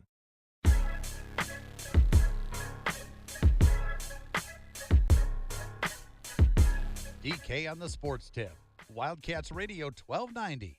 All right, let's talk about the Arizona Wildcats' loss on the road at Iowa State. Chris Brown was there. He covers Arizona athletics on his website, AZ Bandcat Sports. Made the trip to Ames, Iowa.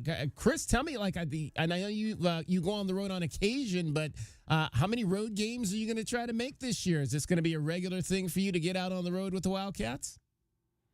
I think it's going to be one and done, barring something unforeseen. This is, this was my one as I kind of looked at the schedule, right, in terms of college towns and the matchups and those kinds of things.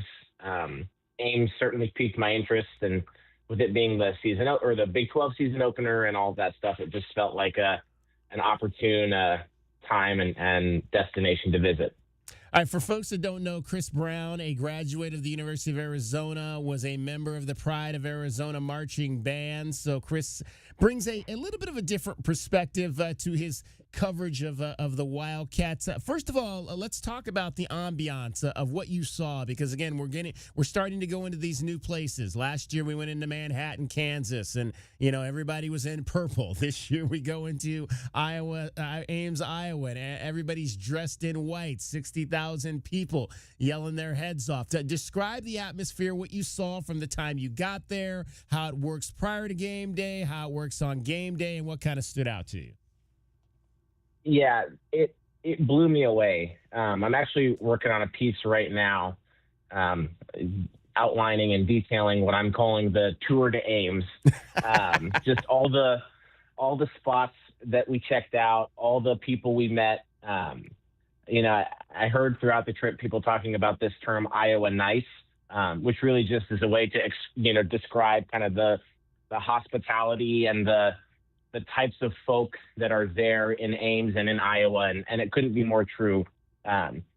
Everybody was, just so kind and hospitable, offering recommendations, food, drinks, come by my tailgate, this, that, the other. So really, really incredible people. But the tailgating experience is unlike anything I have ever seen across college athletics.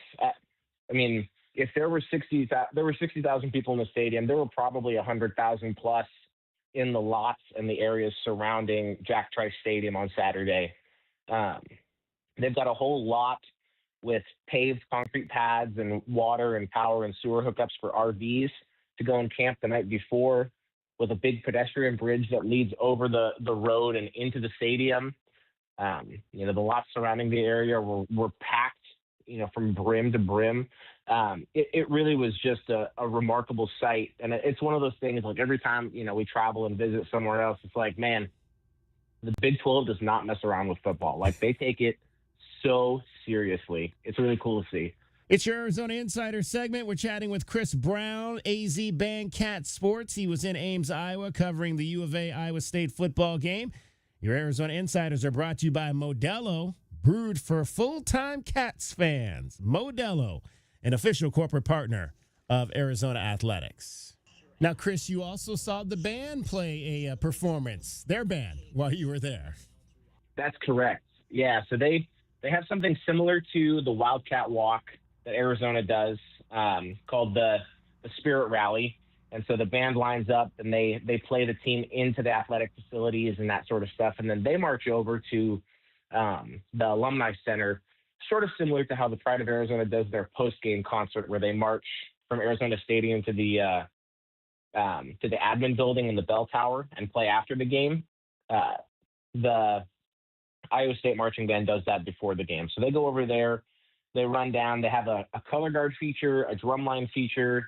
They play some cool warm-ups and some rah-rah stuff, some, the fight song and some other popular tunes and charts. And then they also play some selections from their halftime show. So it's a really cool event. It's nice that it's right there in between Hilton Coliseum and Jack Trice Stadium. So if you're in the area, it's convenient to get to. And they're a big band. I think somebody told me maybe 360 members or so, which is pretty comparable to the Pride of Arizona. And they sound good. They definitely one of the better sounding marching bands that we have heard during our travels over the last few years. Chris Brown is our guest. AZ Bandcat Sports covers Arizona athletics. All right, let's get to the football side of it. Chris, what were your top takeaways from a 39-14 loss to the number 14 Cyclones? Yeah, a few takeaways for me, and we published these in our reactions and takeaway story yesterday. You can find that on azbandcatsports.com, Twitter, Facebook, Instagram, all those things. Right, but a couple of takeaways were just, the offense just still is kind of figuring it out, right? Like they're as good as it looked through fall camp. I think, every week it's like it's certainly better than it was a year ago, but it's not completely dialed in yet. And that's a fair thing to say. Like Noah's on his third offensive coordinator in 3 years, so naturally there's going to be some bumps, and you continue to kind of, clean it up and refine it. But I think, it's fair to say that, the offense is not quite there. That said, we talked, and everybody in the media talked about this through the fall. Like the offensive line was going to be a big glaring concern, and that was a pleasant surprise on Saturday. They gave up one sack with maybe under 4 minutes to go in the game. Only, I think, 4 pressures on Noah. So, and helped Mahdi rush for, I think, 85, maybe 90, close to 90 yards. So, the line has been a pleasant surprise, right? And Ty Buchanan looks great. Kayana DeCambra looks great. Chuba has been a nice move at left guard. So overall, I think the offensive line is something that Arizona can continue to build on and build around as it looks to get back on track against Oklahoma State. We're chatting with Chris Brown from AZ Bandcat Sports. He is your Arizona insider on this Monday, brought to you by Modelo. Modelo is brewed for full-time Cats fans. Modelo, an official corporate partner of Arizona Athletics. Chris, defense had been the calling card for this team through the first 3 games and fall camp. And they gave up 39 points. They unfortunately got put into some compromising situations, obviously, early in that first half. 2 drives that started, under the 40-yard line that they were forced to defend. But 6 plays over 20 yards allowed in the passing game. That was something that we hadn't seen from this Danny Gonzalez defense so far. Yeah, that was a little bit of a surprise. It was it felt like the secret sauce for Iowa State was big chunk play through the air and then, just run it up the gut, ground and pound, in the short yardage in the red zone there. They were able to kind of do that effectively a few times throughout the game. But I think the other takeaway is that you say what you will about, and they did give up 39 points, right, and most yards in a game this season, but they still played violent and aggressive throughout the game. And I think that's something that they can continue to kind of lean on and fall back on over the next couple of weeks against Oklahoma State and BYU at home. Like, they were still swarming to the ball, right, tackle by committee, all those things, aggressive, violent play. So I think that will be something to kind of keep an eye on and watch over the next few weeks. Trayton Stukes obviously had a late interception. A special player, special human being on this defense. Great to see him, getting back. I think he played all but about 5 snaps on the defense, so a full load for the first time since early last season, and has made a big play in each of these last 2 games. That's a guy that you're going to be depending on moving forward, and it's a great guy to have back there on the backside of that defense. Absolutely. I asked Coach Brennan and Trayton about this after the game, and Brennan said, he's just a leader for the defense, somebody that they will, as he continues to get his feet back under him a little bit more, as he continues to ramp up now that he's cleared for full speed. It's just one of those guys to expect, plays like that week in and week out from. When we asked Traden about the interception, he said, he was happy to get it, right? Happy to have it, but he was focused on the team, right? And that's exactly the kind of leader and the kind of player he is. He said, sure, it's cool I got the pick, but the goal is to win, and we didn't do that today, so it was back to the drawing board. So good perspective from him, right? Like the personal, individual stuff is great, but at the end of the day, getting in the win column is more important for him and the team. So. Chris, I thought, to me, the key play in the game was the first interception by Noah, a little misdirection, play action kind of thing. They gave him only 2 routes and down the field, and both of those were 20. He probably did not make the best decision there from the quarterback perspective. But for me, and I tweeted this yesterday or earlier this morning, to me, that plays on Seth Dagey. You're down 2 touchdowns. You're moving the ball effectively with your short passing game. And then on a first down play, you try something of a little bit of a gadget to try to get a chunk play. And I just did not like that play call in that situation. Yeah, I think that call was a little bit questionable as well. Trying to do too much based on, to your point, exactly, moving the ball well. Madia carried the ball well, and short passing game was working. So it just felt like maybe a little, getting a little greedy, a little too much. Right there.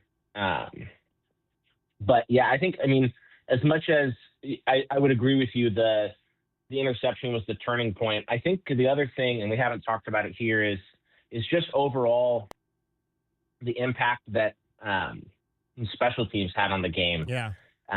When I was going back and looking through some stats, Arizona's started on average at their own 22-yard line. Iowa State started at their own 37, right? So a 15-yard difference in starting field position for those two teams, and that was a big reason why Iowa State was able to move the ball so effectively. Is just having to go that fewer yards down the field each drive. We talked about it on the postgame show, and especially in one play in particular that I was kind of looking at again last night. The punt cover, the punt return where. Jeremiah Patterson wasn't able to catch the ball because there was some traffic there with Luke Weissong.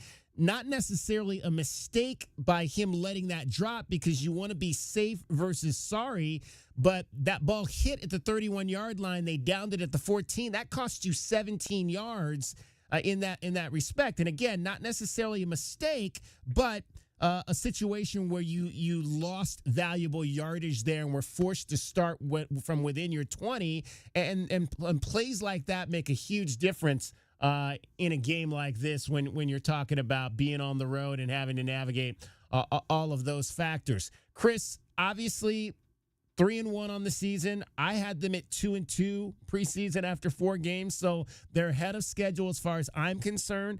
Still in a very good position to potentially be 5-1 after 6 games, which would be unbelievable considering where they were last year. Even if they split these last 2 games, they're still 4-2 going into the second half of the season, which is going to be a little bit more difficult because you have more road games. But I don't think this is a cause for concern or a time to panic right now with this program at the moment. How do you feel? I feel the same way. I don't. It's not, the end of the world. The sky is not falling for Arizona football, after this loss, right? The perspective is in its first, and granted, Kansas State is a, conference level opponent, right? But in its first conference game at the number 14 team in the country on a sold out primetime game, a whiteout, so there's extra energy, right? Like that's the perspective that I think we need to remember. And not to say that, not to play the moral victory game, right, and those kinds of things, but that is a tough environment and a tough place to play.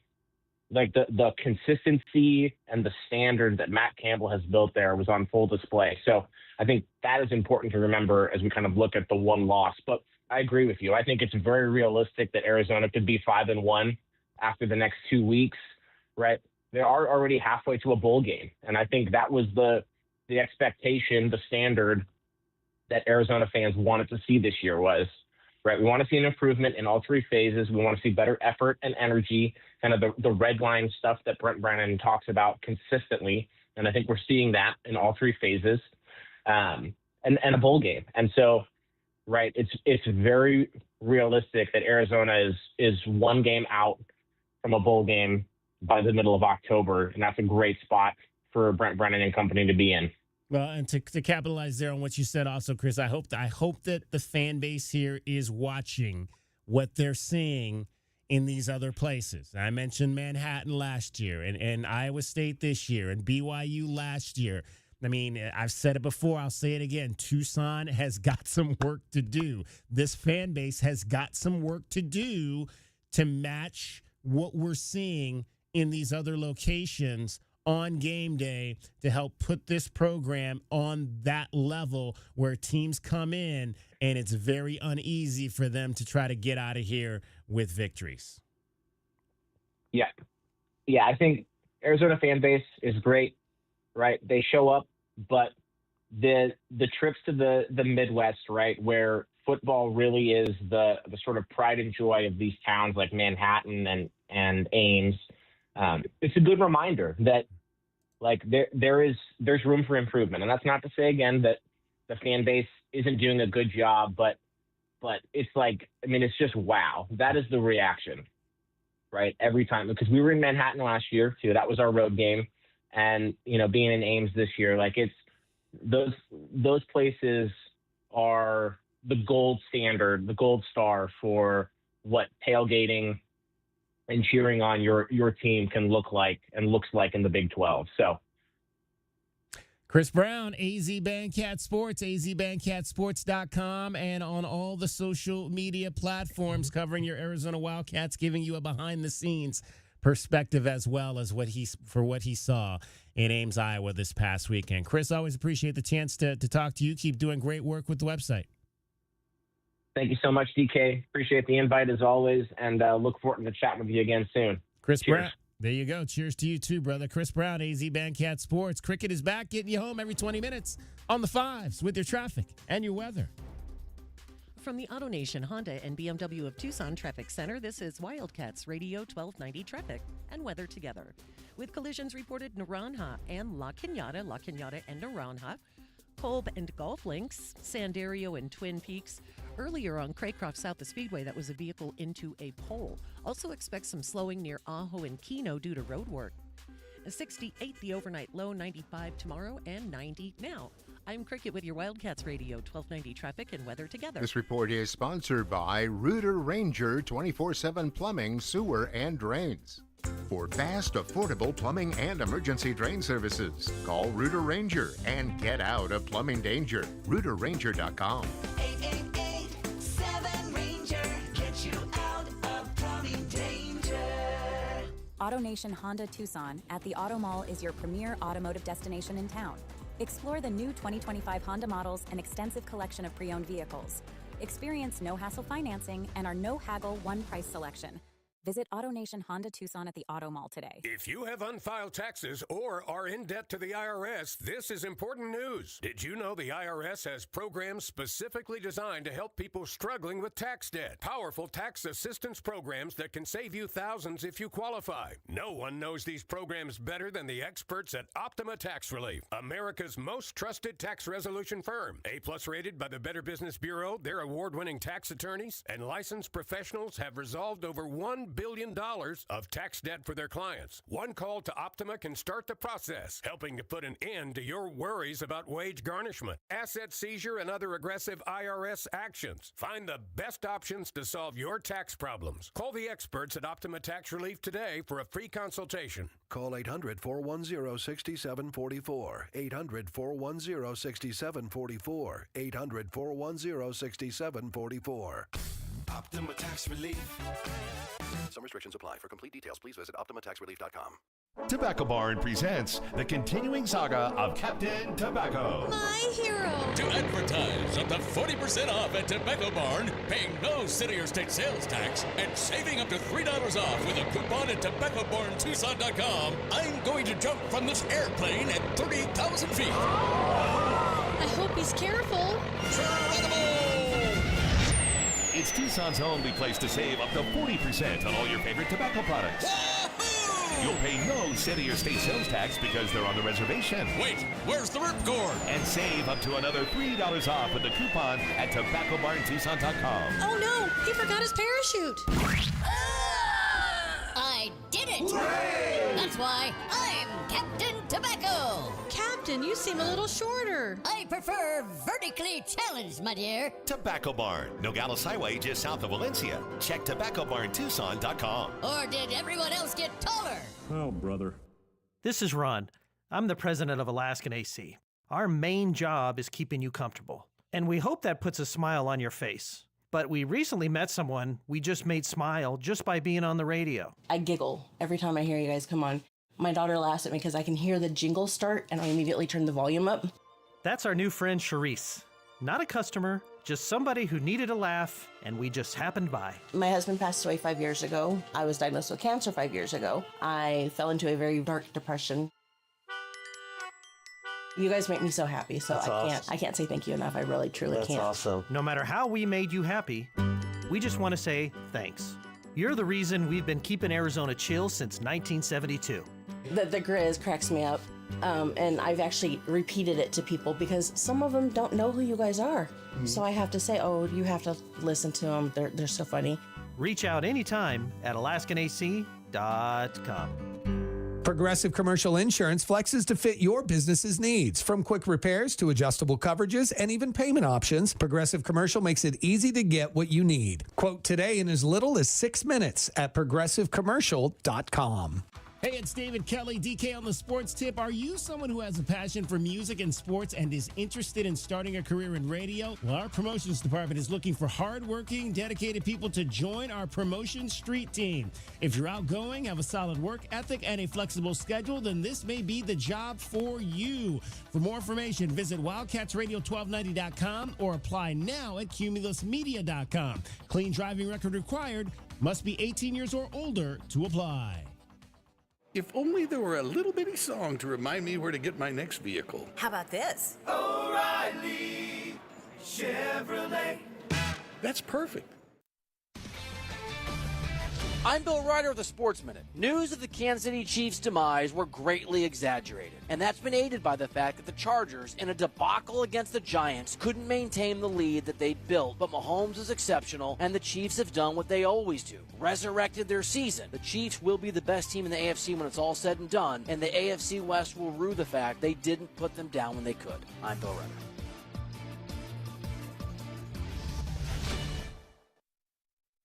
Do Crohn's disease or ulcerative colitis symptoms keep coming back? Tremfya, guselkumab, may help, with rapid remission achieved at 12 weeks and lasting clinical remission at 1 year. Some even saw visible improvement of their intestinal lining at 12 weeks and 1 year.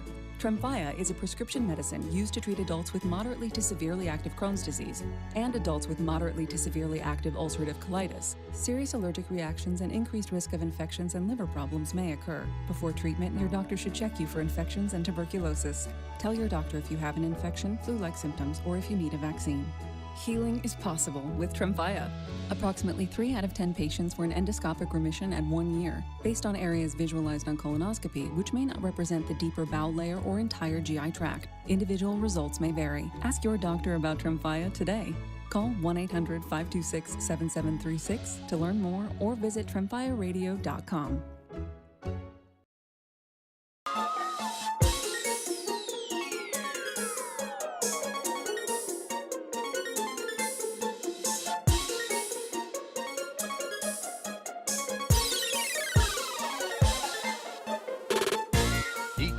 Sports Tip. Wildcats Radio 1290. All right, we got Monday Night Football happening. We'll get into that in a moment. The Dolphins are wearing black. I don't think I've ever seen the Dolphins wearing black. That sounds just the best in Miami-based humidity. That sounds like the best thing. The weekend started poorly for another team from Florida.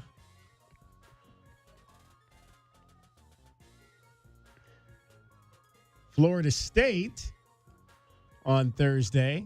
The 8th-ranked team in the country needs 12 yards to avoid the upset.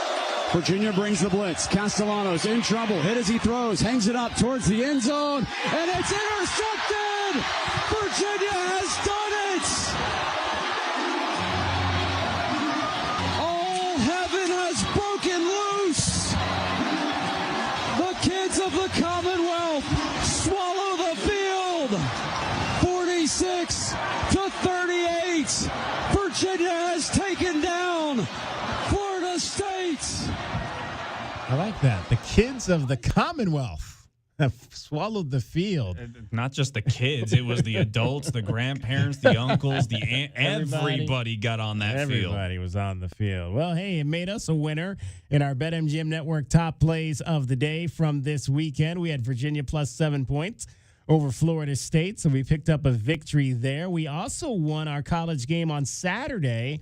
Alabama plus 2.5 on the road over Georgia was the winning play as Kalen DeBoer and his guys go down and beat the Bulldogs. What we did not win on yesterday, so we were looking for a clean sweep of the weekend. We haven't had one of those in a while.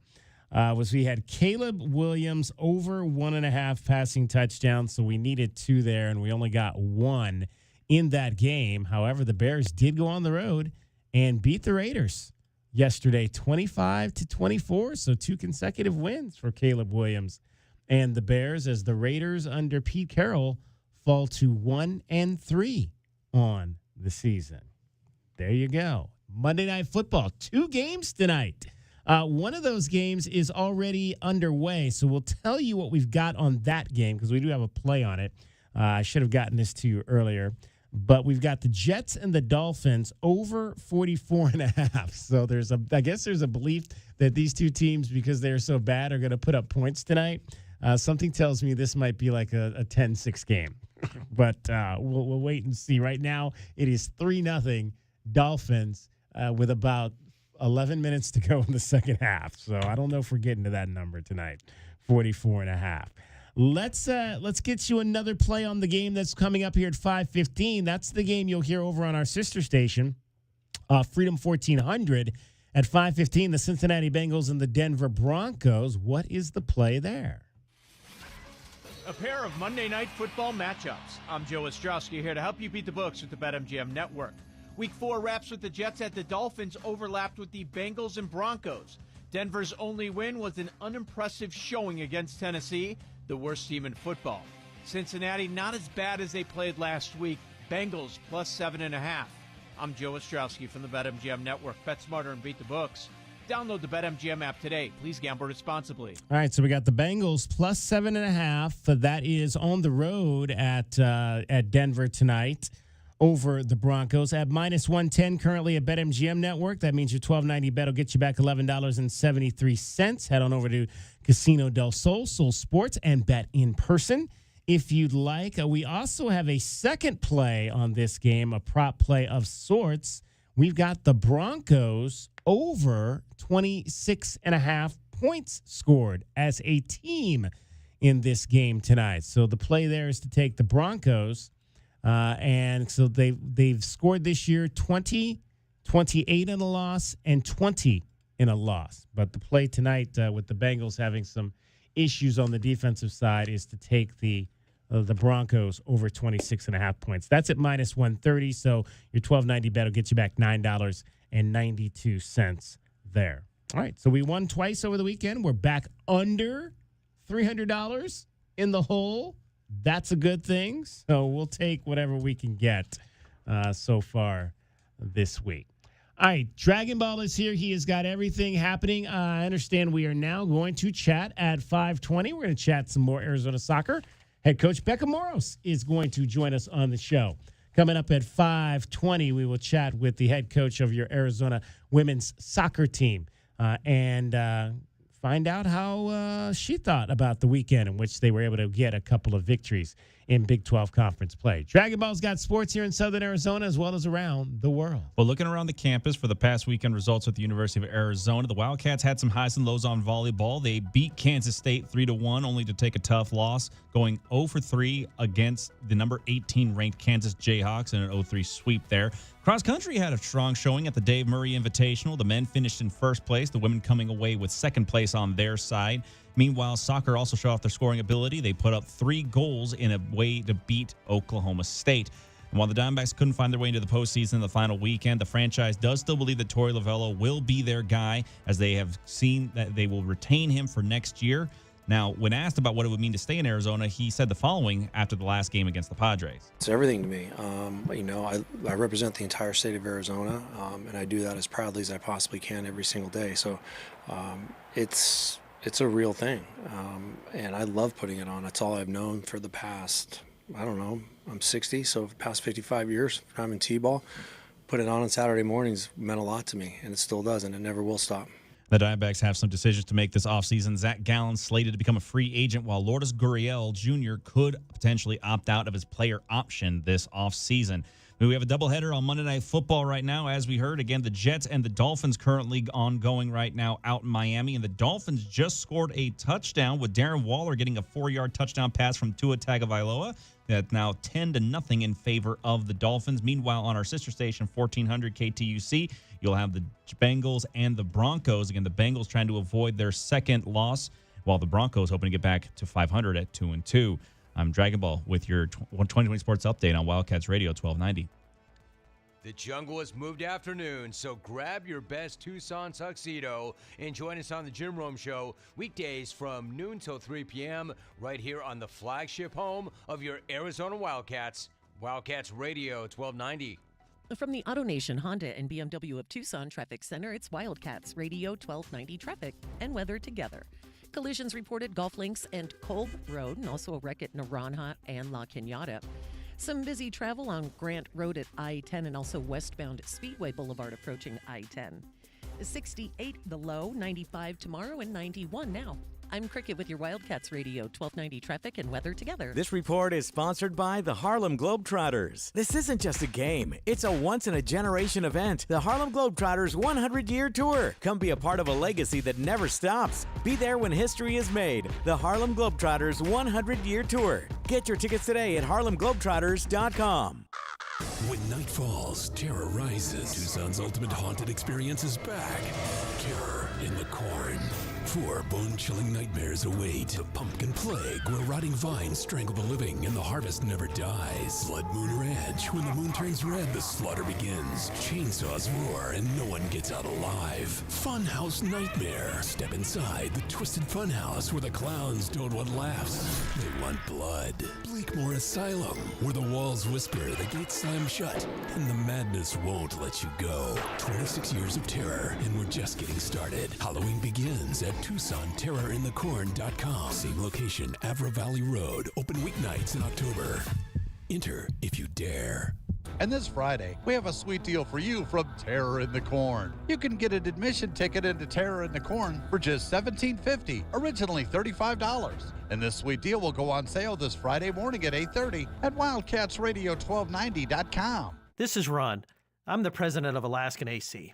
Our main job is keeping you comfortable. And we hope that puts a smile on your face. But we recently met someone we just made smile just by being on the radio. I giggle every time I hear you guys come on. My daughter laughs at me because I can hear the jingle start and I immediately turn the volume up. That's our new friend Charisse.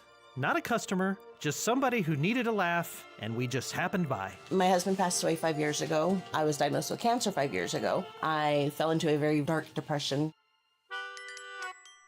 You guys make me so happy, so I can't say thank you enough. I really, truly can't. That's awesome. No matter how we made you happy, we just want to say thanks. You're the reason we've been keeping Arizona chill since 1972. The Grizz cracks me up, and I've actually repeated it to people because some of them don't know who you guys are. Mm-hmm. So I have to say, oh, you have to listen to them. They're so funny. Reach out anytime at AlaskanAC.com. This new year, I want to spend more time with my family, get healthier, and make sure my finances are in order. That includes finally securing life insurance. My friend recommended SelectQuote. They've helped more than 2 million people find coverage in the last 40 years. In 15 minutes, a licensed insurance agent found me a $500,000 policy for only $16 a month. And my husband got a $500,000 policy for only $18 a month. Plus, we qualified for same-day life insurance. No medical exam required, and we were covered by the time we hung up. With SelectQuote, even if you have a health concern, be it high blood pressure, diabetes, even heart disease, their experienced agents can find you the right life insurance policy at the lowest price. Make life insurance the first resolution you check off your list this year. Call SelectQuote at 1-800-989-4040 to get your free quote today. That's 1-800-989-4040. Or go to SelectQuote.com to get your free quote today. That's 1-800-989-4040. Details on example rate at SelectQuote.com. Life insurance. Why are you putting it off? Can't afford it? Too much hassle? Think you don't need it? There's lots of excuses for putting off life insurance. But if you weren't there, who would pay the mortgage and other bills? With Ethos, you could be covered in 10 minutes and boom, family protected. Ethos, fast and easy online term life insurance. Up to $2 million in coverage with no medical exam. Some policies as low as $1 a day. Answer a few health questions and get your free quote at ethos.com/play. That's ethos.com/play. All right, gentlemen, this is Emmett Smith on behalf of Depend, and I've got the perfect play. Run straight to your doctor's office for a life-changing catch. Because when prostate cancer is caught early, it's up to 99% treatable, and one blood test might be all it takes. And now through November, Depend is donating to the Prostate Cancer Foundation for select purchases. Talk about a great play. From September 1st to November 30th, Depend is donating 25 cents to the Prostate Cancer Foundation for Depend Shields Guards Real Fit products purchased in the U.S. up to a maximum of $300,000 or in Mississippi. A new NFL season means a fresh start and fresh styles. At NFLshop.com, you'll find the latest jerseys, hats, and sideline gear to rep your team all season long. From rookies making their debut to legends, NFLshop.com has it all. Score exclusive styles you won't find anywhere else and show up ready for every kickoff and big play. Fan like a pro and shop now at NFLshop.com. You're still glowing, flirting, grooving. You still got it. But your immune system weakens as you age, making it harder to fight flu, pneumococcal pneumonia, RSV, and COVID-19. Vaccines are a key part of any health routine and help strengthen your immune response. Ask your doctor or pharmacist which vaccines you need. Schedule in minutes at VaxAssist.com. Sponsored by Pfizer. KCUB Tucson, a Cumulus Media station. The Wildcats Radio 1290 studios are brought to you by ICCU at ICCU.com. We are your home for Arizona athletics. This is Wildcats Radio 1290.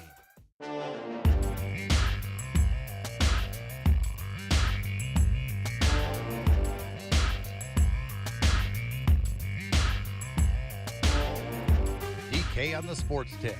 Wildcats Radio 1290. And now they'll put tight end. Now here's a tight end pass play. Downfield, got a man wide open. The catch inside the 10 and down to the 1. It'll be first and goal, Iowa State. So Ben Bramer, the tight end, took the handoff, threw the pass down to Eskilsson, and another big pass play for Iowa State. This not from Beck this time. I haven't gotten to that part of my breakdown yet, but obviously just a situation where the Arizona defense got sucked in on that play right there, and they got behind. I think it was, I want to say Marquise Groves-Killebrew was the one they got behind there. It's so tough, man. Actually, it was Aiden Garnes. They overload, right? Like when they overload the side with like 5 receivers out there, whatever they do. Yeah. When you're preparing for that and you got the 3 tight end set or whatever, you know, the idea of a tight end throwing a 50-yard pass or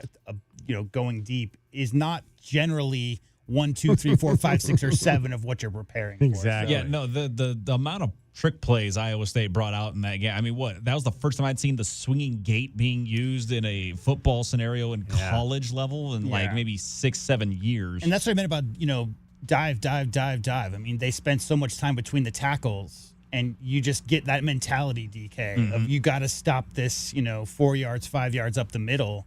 And then after 3 or 4 of those, very Tomey-esque, a lot of short runs up the middle, and then something, on the sides going deep and taking advantage of the defense sagging in. Yeah, Brennan today said that was a defensive issue, the 2-point conversion, not necessarily you don't put that on the special teams plate. That's a defensive call there by Danny Gonzalez and how they defense those. I asked him about that question. Let's hear from the head coach of your Arizona Wildcats. Before we do that, though, I just want to go. I was saying early on that I don't think there's need to panic just yet in terms of Arizona football. I had them at 3-1. I'm sorry, I had them at 2-2 through the first 4 games. Both of you had them at 3-1. Yeah. We all had them losing the game at Iowa State. The two of you had them beating Kansas State. I did not have them doing that. Everyone has them obviously winning this next game against Oklahoma State. These were our preseason predictions that I'm talking about here.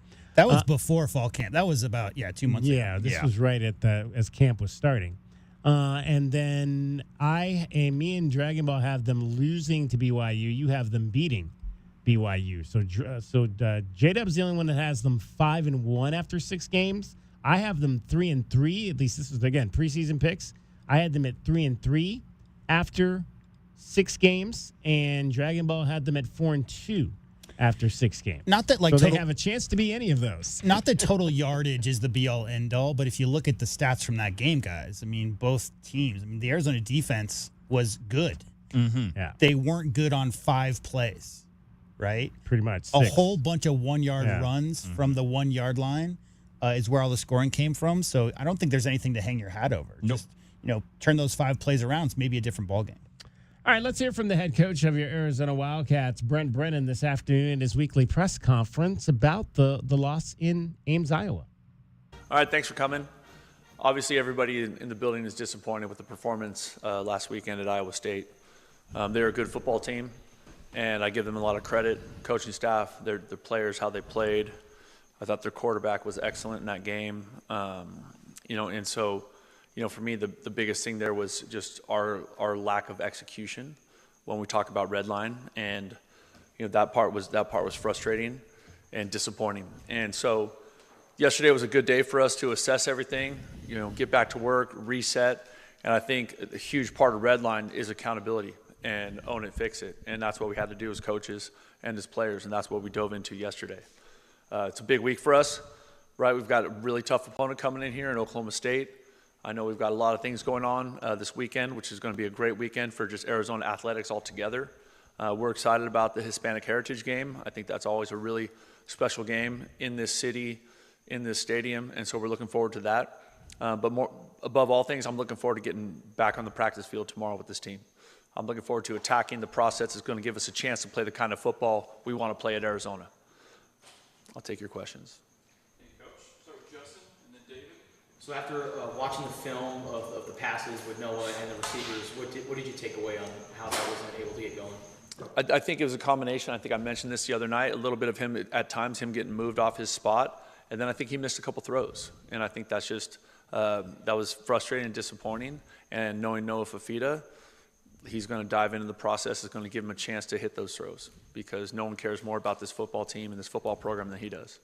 And then you feel like maybe now he's still learning how to get those game reps with some of those receivers and is still developing chemistry? I think chemistry is an ongoing thing. I think those guys invested a ton of time this offseason, and in terms of throwing and catching and doing a lot of that work on their own.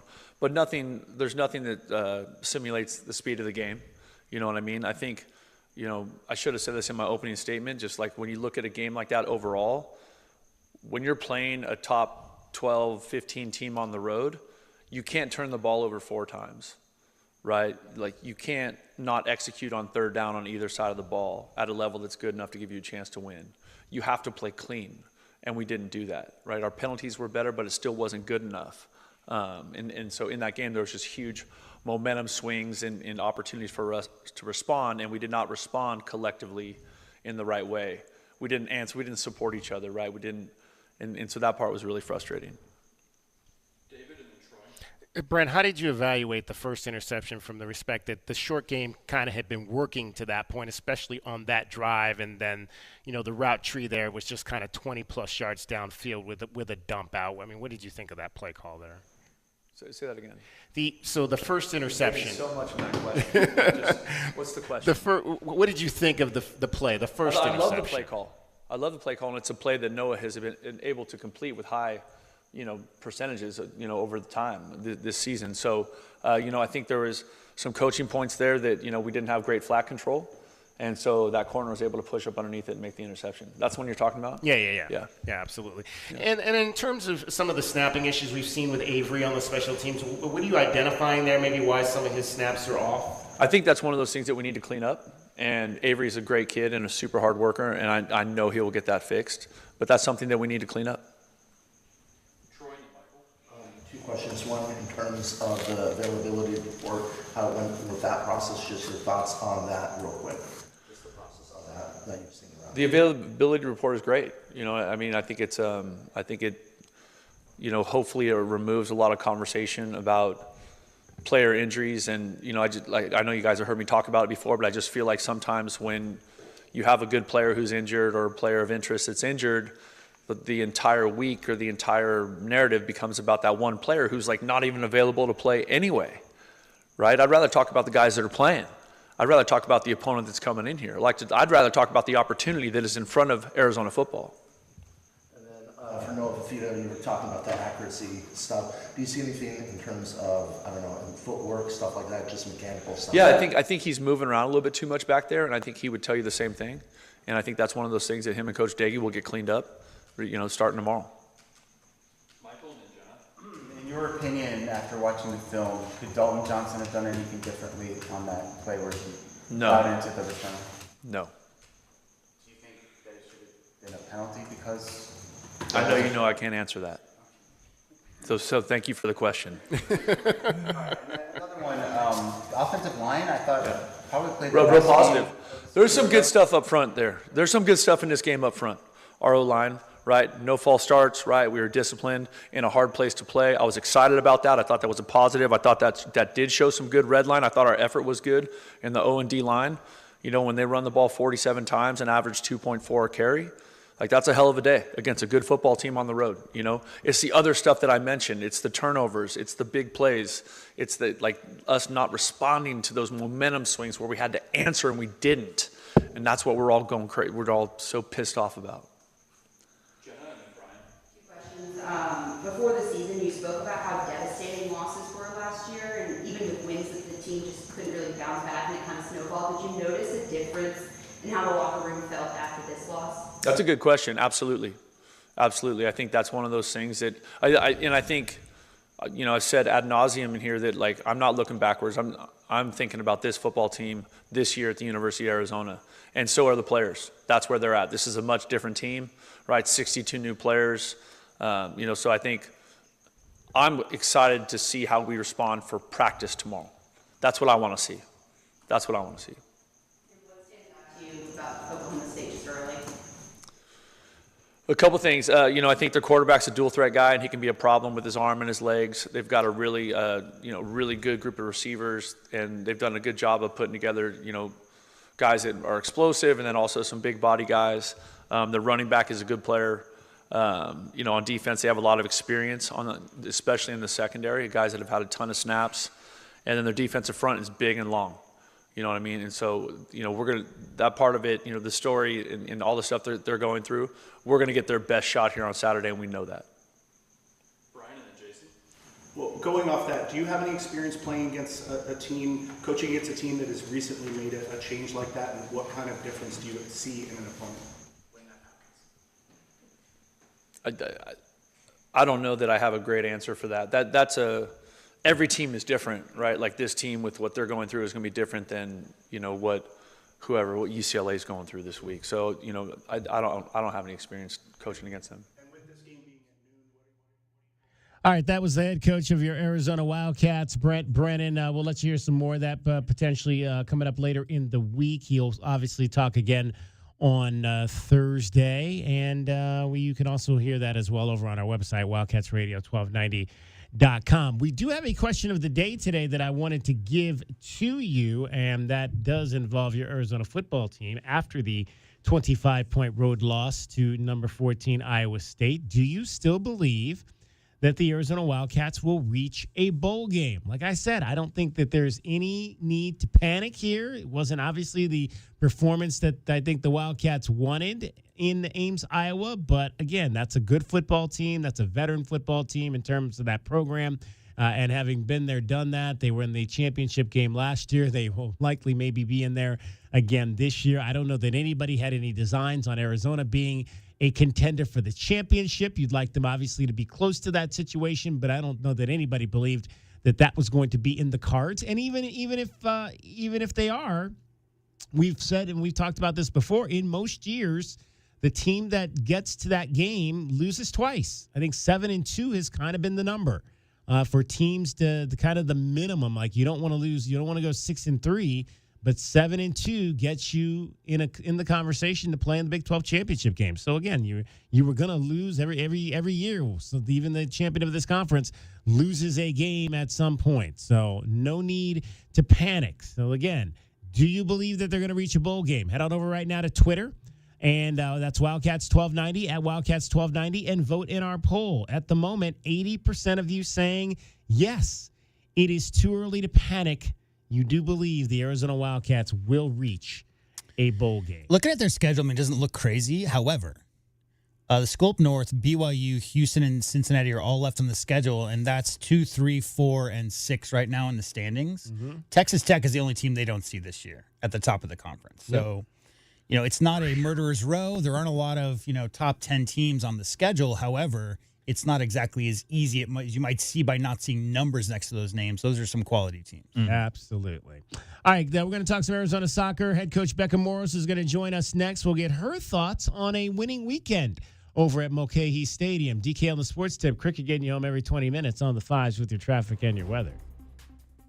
From the AutoNation Honda and BMW of Tucson Traffic Center, it's Wildcats Radio 1290 traffic and weather together.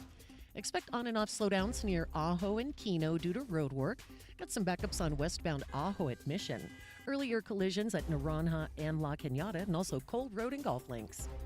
68, the overnight low, 95 and sunny tomorrow, and 90 now. I'm Cricket with your Wildcats Radio 1290 traffic and weather together. This report is sponsored by Rooter Ranger 24/7 Plumbing, Sewer, and Drains.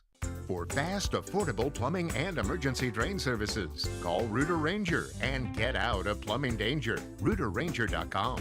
888-7-RANGER gets you out of plumbing danger. Hey, it's Shannon. Picture this. It's 110 outside. You're out pulling weeds and you are sweating your butt off. Why don't you let Weedco handle it? Call Weedco today, 549-1390. Or visit Weedco online at weedcoaz.com to get your yard on the schedule today. It's DK on the Sports Tip. Did you hear what we were talking about? The kids who actually have the money to go out there and play tennis. Why haven't we produced any of them? DK on the Sports Tip, Monday through Fridays at 3, right here on Wildcats Radio, 1290. So hot. Hi, can I help you? Good afternoon. We're with Goodfellas AC Rapid Response Team. But I didn't call yet. That's how fast we are, man. Just as I thought, this AC is out. No, we're not gonna lose it. Come on. Don't you die on me. Johnson, get a hold of yourself. Sorry, we take this very seriously. Wow, you fellas are good. It's not just a name, ma'am. It's who we are kind of thing. Good service, good prices, Goodfellas. Goodfellasac.com. A new NFL season means a fresh start and fresh styles.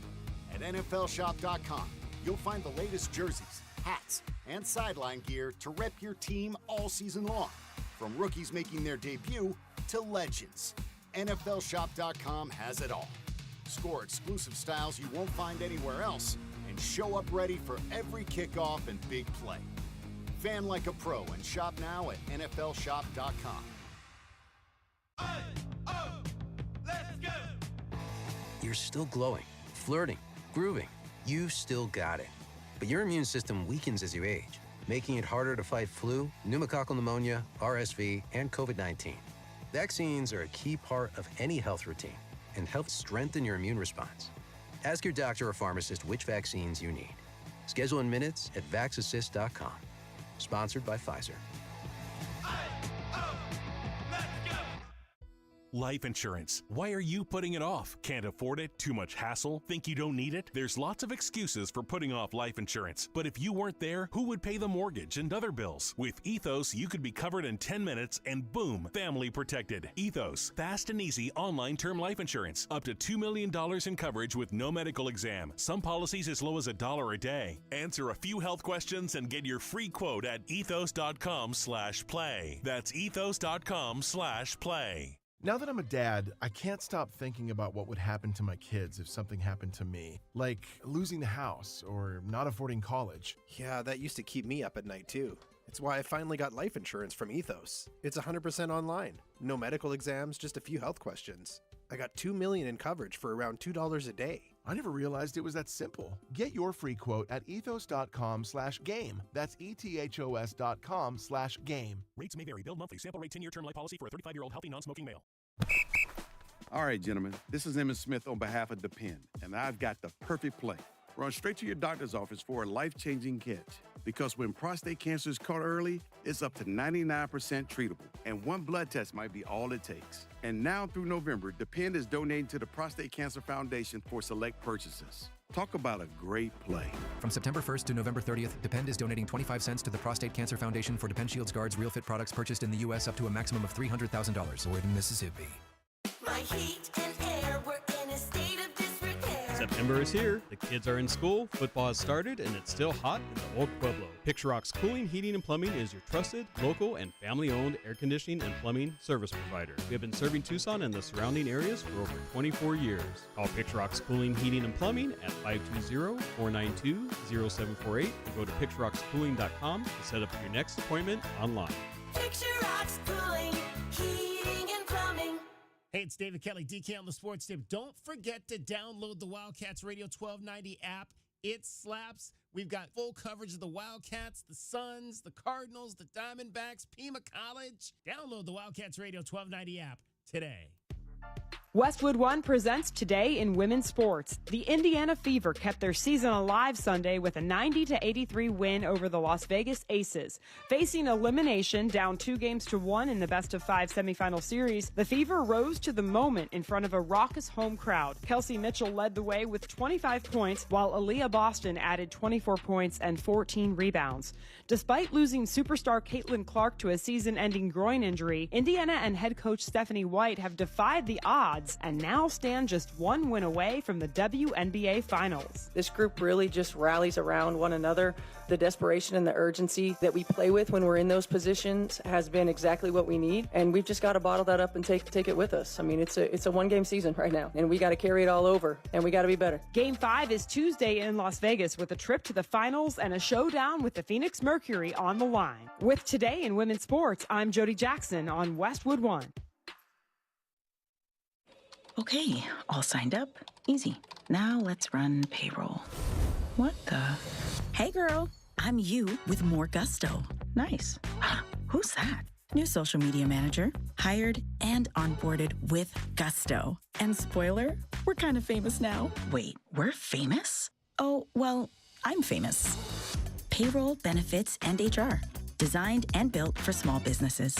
Choose a future with gusto. At Straight Talk, we get it. You say no a lot. Mom, can I get a tarantula? No. Coffee? No. So we're giving you more reasons to say yes, like a free 5G phone with real unlimited data with select plan activation. Can I use the free phone? Yes. See? Doesn't it feel good to say yes to more? Absolutely. Face tattoo? Absolutely not. Available at straighttalk.com and Walmart. Taxes and fees apply. In-store activation of Gold Unlimited plan or higher required. For network management practices, visit straighttalk.com.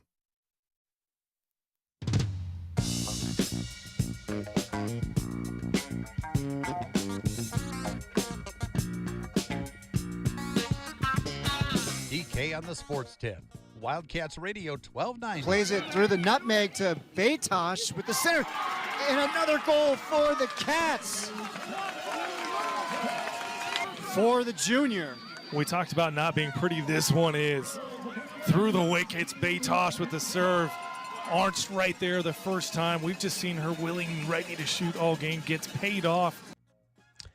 3-1, Arizona Soccer knocks off Oklahoma State on Sunday over at Mulcahy Stadium to complete a weekend sweep. Nothing wrong with that, beating Oklahoma State. And then the Thursday match coming against Central Florida, a couple of teams that had high RPIs coming in. So huge wins to get to 2-1 in the Big 12. Let's talk to the head coach of your Arizona Soccer team. Becca Moros joins us now. Becca, appreciate some time on this Monday. Your feelings on this team and their performance this weekend. How'd you feel about the way the ladies played?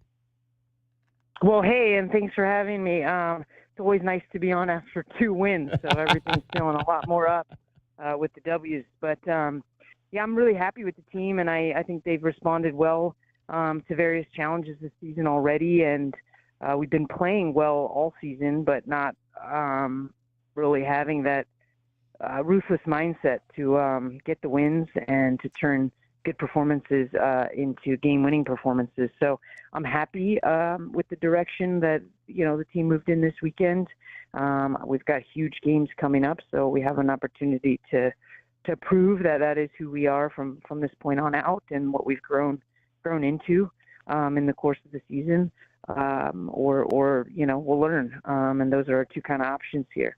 You mentioned that ruthless mindset. We were talking to Eric Rhodes, one of the analysts on the game broadcast yesterday for ESPN Plus, and he was saying that you had said that at times this team is too nice. How do you get this team not to be so nice when they're out there? Yeah, they are nice. They're for sure competitors. They're very likable people. They do outstanding in the classroom. They're high achievers. And I think, sometimes you got to forget that and just compete and be willing to be a little tougher, a little nasty, a little more ruthless, a little cutthroat. And you can save the niceness for when you go grab a coffee with someone, the next day after breakfast at BDK. But, winners are built differently. Champions are built differently. And, you have to have that drive and that competitiveness and that willingness not to always be the most liked person in the locker room, but to do and say the things that need to be done and need to be said. And I think, we've reflected on that and what culture we've been setting and whether we've been messaging around that enough and encouraging, that kind of intensity within the group. And so as a coaching staff, we're pushing on that a little bit more. And I think they want the results and they want that as well. So hopefully, we're all pulling in the same exact direction. And that doesn't mean you don't, that you're not a nice person in other contexts. But on the field, we don't really want to be nice. That's not what we're here for. Becca Moros joining us, head coach of your Arizona Wildcats soccer team. I'm going to ask you two parts to this next question. You mentioned, that you got to find that player with a hard edge. You've played, obviously, in some pretty competitive situations. Who was that teammate for you that was that person that brought, I guess, as just to kind of steal from U of A football defensive coordinator Danny Gonzalez, brought that bad humor to the party? Sometimes we call it the hammer in soccer, but there's been a few of them. Jen Buskowski played. I played on a team with her in Kansas City, the Kansas City team in the NWSL back in 2015, and we won a championship there. And she was the kind of player that, was somewhat understated, but you never would have wanted to be on the opposite team because she was going to be the hammer and set a tone in the midfield and hit some of the hardest tackles out there. So she's one. Lola Bonta, who currently still plays and captains the Kansas City team in the NWSL, is also a similar role on the field. Has a great time, but willing to hit hard and is always where she needs to be to put in that defensive effort. So, and I think there's a number of other people I've played with who had some of that as well. But at the next level, a lot of people have it because you don't get there. We all have a little bit of a screw loose in order to get where you get, when everybody else is doing fun things, you decide to go spend countless hours toiling over something just to get marginally better. And so I think, you kind of, it's just a way of being in the world. But yeah, there's some players I played with who were just, they were enforcers out there and they set a tone for the whole team and we won more games because of them. And the second part of that question then is this your team this year, who has to be that hammer for you? And is that a conversation you have to have with that person if you're not getting that out of them, that, hey, I need you to do this, be this, or is that just something that that player already has to have that in them? Yeah, I don't think you can teach that. But I think some of them have that in there. I just don't know, if it always comes out. But it's there. They are really strong competitors and have been, since they were probably little kids whooping up on, their U7 soccer teams. So I think it's in there. Maya Brown is exceptionally competitive. Whitney Reinhardt, I think she's emerging as somebody who's willing to do the dirty work. Trinity Dorsey is also out there doing the dirty work. Our outside backs are very feisty defenders. So it's in there. We've just got to create a culture where it's the norm, and they've got to create standards among themselves where it's the norm and it's embraced as a positive versus, maybe that feeling of someone's not being nice all the time. But, sometimes this past week I got into them. I said, I do not want to see worse tackles in practice than you're willing to put in on a game. So if you're willing to hit each other that hard, then you better bring that on game day when you're not playing against your friends. And so I think it's in there. I think a lot of them have it. I'd say Whit and Maya are definitely two of our big, tacklers, which helps. But it's also the same ruthlessness in front of the goal. You need players who, they want to score as bad as they want to breathe. And it just shows up differently in an attacking unit versus your defenders. But we need that on all sides of the ball and in all facets of the game to be the best that we can be. Becca Morris is our guest. She is the head coach of your Arizona soccer team. Ladies got a couple of wins over the weekend over Central Florida and Oklahoma State to raise the record to 7-4 on the year, 2-1 in the Big 12. You mentioned Whitney Reinhardt. Is it too soon for her to attempt to be that leader on this team? I mean, she's obviously highly decorated coming out of high school. How soon in these college settings can a freshman come in and be that leader for you that she's going to be, obviously, maybe in another 2 or 3 years? Yeah, I think you can lead by example at any age, and she does that. I think she's super consistent, personality and player, so she's reliable, she's dependable, she, brings what she brings every single day, and her teammates can count on her. So I think that gets you a lot of respect, peer respect. And so, yeah, I think she can do it. Is she probably going to be the loudest that she'll ever be in her 4 years here? Probably not.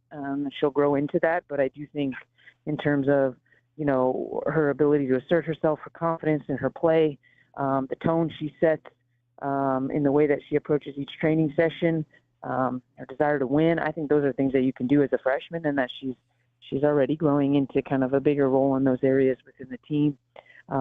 Definitely, all freshmen have a little bit of the ups and downs of coming in and, drinking from a fire hose, learning how to go to college classes and living in dorm life where, the fun never shuts off and no one's cooking you dinner and you got to do your own laundry and all these things. So I think all freshmen, especially those playing in the fall, have quite a lot of, just normal life challenges that they have to rise to while they're also trying to compete with players who are 2 and 3 years older than them and to get time on the field. And, none of them have ever been on the bench before in their lives, really. So it is a massive challenge, and I think Whitney's done an excellent job and is peaking and growing at a perfect time in the season. So we're very happy with her, and I think she will continue to set a tone. I think it's just who she is. Aurora Gaines left the match early yesterday after 4 minutes, an injury situation. What can you update us on that and her availability moving forward? Yeah, huge bruise for sure, and definitely very, very painful. I think it was overall we reviewed it and thought it was a clean enough tackle. The player got the ball. There's just a lot of contact afterwards. So pretty optimistic as far as her return, but she definitely, your soccer player get hit in the ankle, it's going to get hit 9,000 times more. So we just got to get some of that swelling down and hopefully get the pain down, and then she'll be flying again. So surely a disappointment for her to have to come out of the game so early, but she's going to be just fine. So we're grateful for that. How refreshing, though, was it to find some offense, obviously, from other places? Mariah Stevens and Marissa Arntz being able to get on the scoreboard there for you. Oh, yeah. I was a defender in the pros. I became a defender my second year in the pros. So watching our outside back score a goal, and actually I think it was her third shot of the game, I mean, that's an incredible attacking positioning for defenders, and super happy for her. And then Maria she's just a great soccer player, very savvy, and she was critical in the first goal as well, as far as making it difficult for their defender to make a defensive play on Narissa's shot. So definitely a big impact from her on the day. And, also like Whitney, another freshman that's upticking at a really positive time in the season and is continuing to compete for more and more minutes. Is there an anxiousness as a defender when you see that opportunity to get a shot on goal coming for yourself?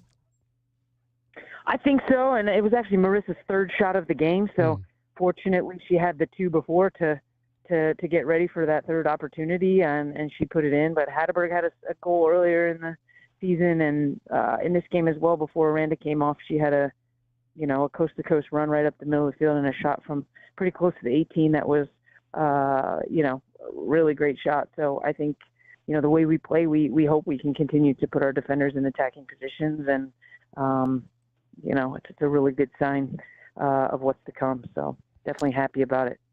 Coming up this week, road trip to West Virginia and Cincinnati. What's the outlook on what to expect from those two teams this week? Yeah, I think it's definitely our toughest road trip so far, and maybe our toughest road trip of the year. Long travel. I think we leave here at like 11, and we'll finally get into West Virginia by 11 o'clock East Coast time. So big travel for us, and I think West Virginia is a team that's we faced them first, and they're playing very well, very athletic. Probably going to be one of the most athletic teams we've played to date, and that's going to be a huge challenge for us on the road at their home after a big travel. But I think the team is up for it, and then obviously Sunday games are always they are a dogfight because everybody's fatigued from a Thursday game, short amount of turnaround, no time to really train or do anything to really get ready for the match besides recover and sort of tactically prepare. So, that will be a tough turnaround for us to go to their place and try to get a result on the road. But both very important games for us, and we want to compete at our highest level in both games and try to get results. Are you seeing Becca better soccer on that second day with the extra day in this conference versus the Pac-12 when you were playing Friday, Sunday? Yeah, actually, by the time I was in the Pac-12, we were also playing Thursday, Sunday. I don't know when the Pac-12 last played Friday, Sunday. Might have been the year before you got here then.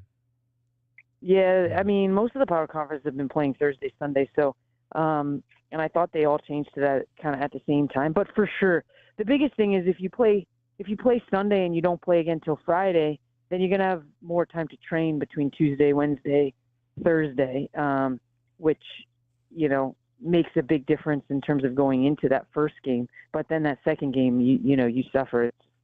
It's hot. Everybody's underwater and fatigued and, just heavy-legged. So I think the quality of the Sunday matches for sure go up with the extra day of rest. And if you have enough depth in your roster, you can rotate your roster a little bit and hopefully not, overuse players, and that can contribute to the quality of the matches as well. So, yeah, I think it's much better. I'd love to go every other week, double single games instead of, double games back to back. I don't think that makes a ton of sense, but I think it's certainly much better Thursday, Sunday. Well, Becca, safe travels. Looking forward to this trek down to Cincinnati, West Virginia, and hopefully coming back with a couple of positive results. Yeah, thank you guys. Thanks for having me. Becca Moros, 5th season, head coach of your Arizona soccer team. Cricket getting you home every 20 minutes on the fives with your traffic and your weather. From the AutoNation Honda and BMW of Tucson Traffic Center, it's Wildcats Radio 1290 traffic. Some slowing westbound on Ajo at Mission. Also expect some backups for Country Club at 5th, 6th Street. Earlier collisions at Naranja and La Cañada, and also golf links and Cold Road. 68 the overnight low, 95 and sunny tomorrow, and 90 now. I'm Cricket with your Wildcats Radio, 1290 traffic and weather together. AutoNation Honda Tucson at the Auto Mall is your premier automotive destination in town. Explore the new 2025 Honda models and extensive collection of pre-owned vehicles. Experience no-hassle financing and our no-haggle one-price selection. Visit AutoNation Honda Tucson at the Auto Mall today. This report is sponsored by Rooter Ranger 24/7 Plumbing, Sewer, and Drains. For fast, affordable plumbing and emergency drain services, call Rooter Ranger and get out of plumbing danger. RooterRanger.com. 888-7-RANGER gets you out of plumbing danger. I'm still going for it, even with higher stroke risk from atrial fibrillation, an irregular heartbeat not caused by a heart valve problem. Over a 3-year study, Eliquis apixaban tablets reduced stroke risk better than warfarin, and over 97% of Eliquis patients did not experience a stroke. A first stroke occurred in 2.9% of warfarin patients versus 2.3% of Eliquis patients. Don't stop prescription Eliquis without asking your doctor. Stroke risk may increase. Eliquis can cause serious and potentially fatal bleeding. Don't take if you have an artificial heart valve, abnormal bleeding, or antiphospholipid syndrome. While taking, you may bruise more easily or bleed longer. A spinal injection increases blood clot risk, which may cause paralysis. Get medical help right away for unexpected bleeding or bruising, or back pain, tingling, numbness, muscle weakness, or incontinence. Aspirin products, NSAIDs, SSRIs, SNRIs, and blood thinners increase bleeding risk. Tell your doctor about planned medical or dental procedures. Learn more at Eliquis.com or call 1-855-ELIQUIS. Wow, this is bad. Oh no, how bad? When will my AC be fixed? You know, I don't know. It's your flux capacitor. They don't make them anymore. Special order. Couple grand easy. Oh my God, what? Don't get air conned into paying for shoddy service and stuff you don't need. Put Goodfellas on the job. Goodfellas AC will repair or install your AC the right way the first time. You'll know up front exactly what it'll cost and how long it'll take. No surprises and free second opinions. Good service, good prices, Goodfellas. Next Roll is a groundbreaking podcast, created and executive produced by Vernon Davis. This is where we talk about reinvention. The series explores the transformative journeys of athletes, artists, comedians, and entrepreneurs. They don't just stop here. They just keep going. Next Roll isn't about what's next. It's about why they do it, how they overcome fear, and the resilience it takes to keep evolving at the highest level. That's what it's all about. Stay tuned. Next Roll with Vernon Davis. Follow and listen on your favorite platform. There's nothing like college football. From the pageantry of game day to the touchdowns and tackles that make it America's sport. Every week, the Arizona Wildcats strap on their helmets and play football. They do it for you. This is where you hear complete coverage of every U of A football game throughout the fall. Tune in each week as Arizona Sports Enterprises proudly presents University of Arizona Wildcat Football. Bear down. You're listening to The Jim Rome Show. The Red Sox could not have handled this any worse, nor was Devers ever going to go on Mookie Betts with it and say, I'll do whatever you need. So, the Red Sox, knowing they had a player that didn't want to be there, saw a way to get out from underneath a $250 million commitment and pulled the trigger like the Moneyball team that they have become. Shocking, and then at the same time, not shocking at all. The Jim Rome Show, weekdays at noon on Wildcats Radio, 1290.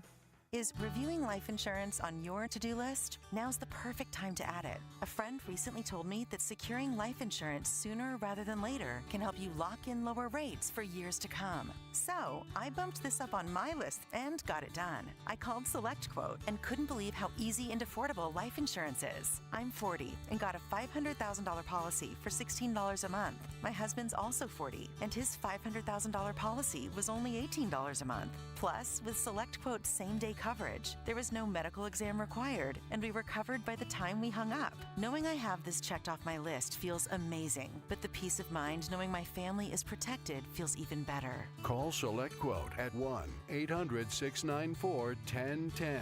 That's 1-800-694-1010. Or go to SelectQuote.com to get your free quote today. 1-800-694-1010.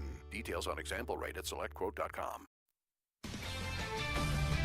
This is Zach Gelb with the Sports Minute, sponsored by Chumba Casino, your online casino for play spins and a chance to score. Must be 21 and over. Terms at ChumbaCasino.com. After all the hoopla with Micah Parsons returning to Dallas as a member of the Packers, the game was an awesome back-and-forth fight that needed overtime and still somehow ended in a tie. What a disappointing ending for a game that was great. No NFL game should ever end in a tie, and for the regular season only, the NFL should adopt an overtime format similar to the one they use in college football. I'm Zach Gelb.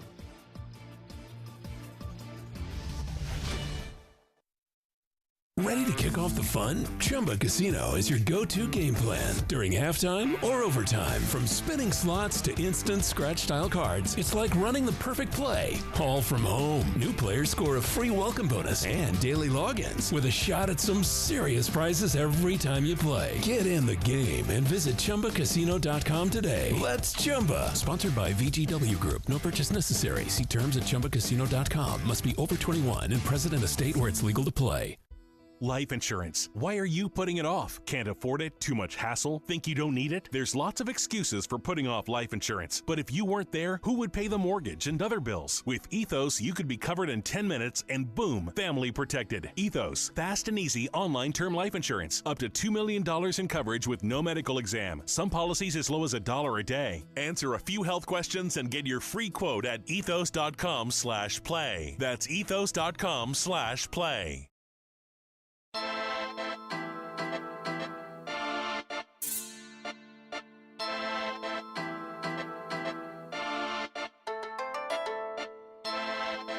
DK on the Sports Tip.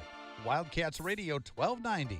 Terry Francona, Tito Francona has done it yet again.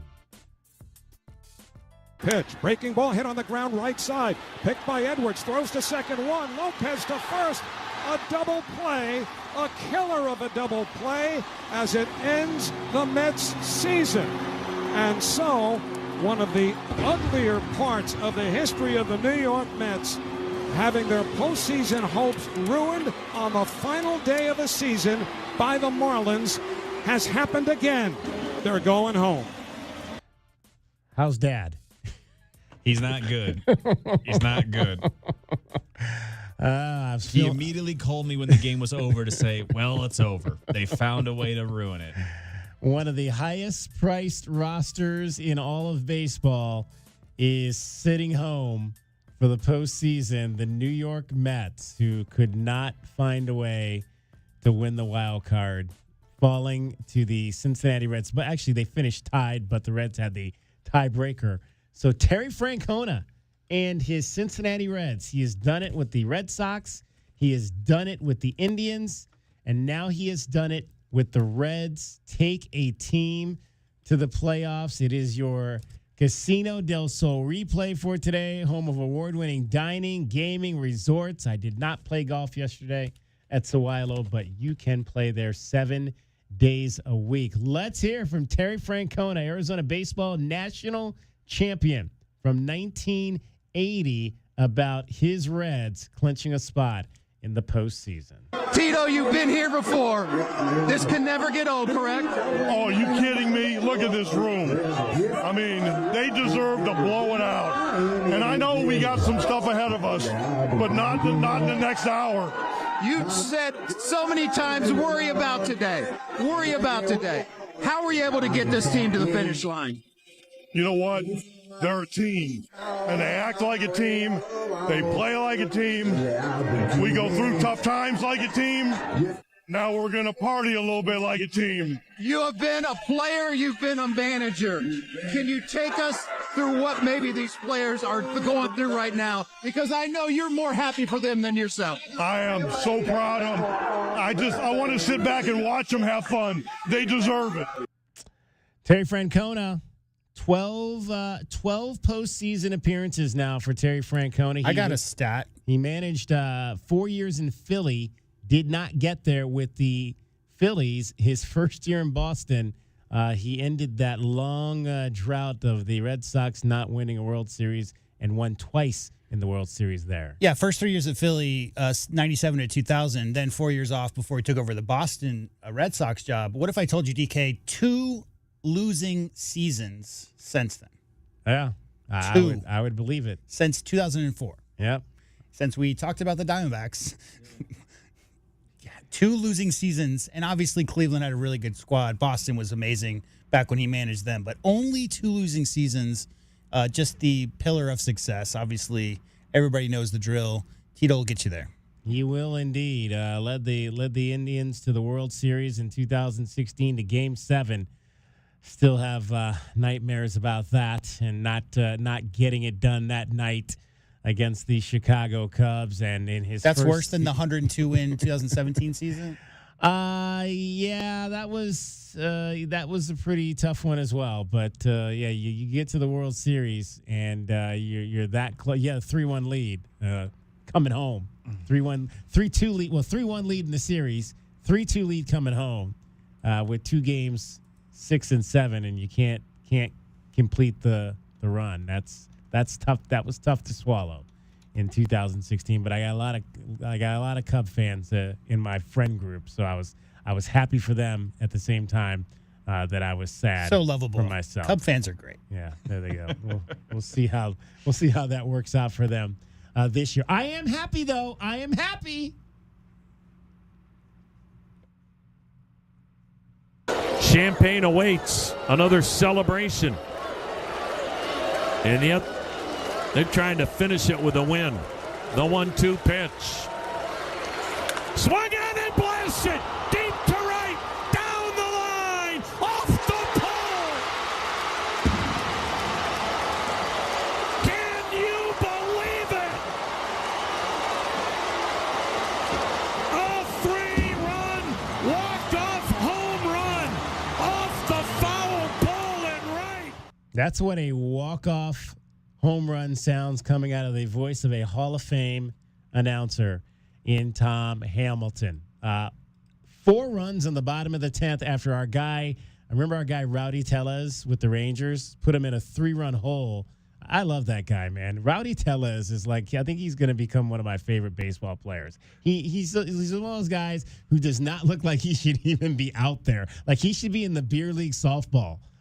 Playing beer league softball, and he's out there mashing 3-run home runs in the big leagues. I love Rowdy Tellez, but I love Brian Rocchio even more for ending that game and allowing them to walk off winners on a day when they had already clinched the American League Central with the Tigers' loss earlier. I think they were in the 7th inning when the Tigers lost at Boston. But guys like Brian Rocchio, that is just ooh.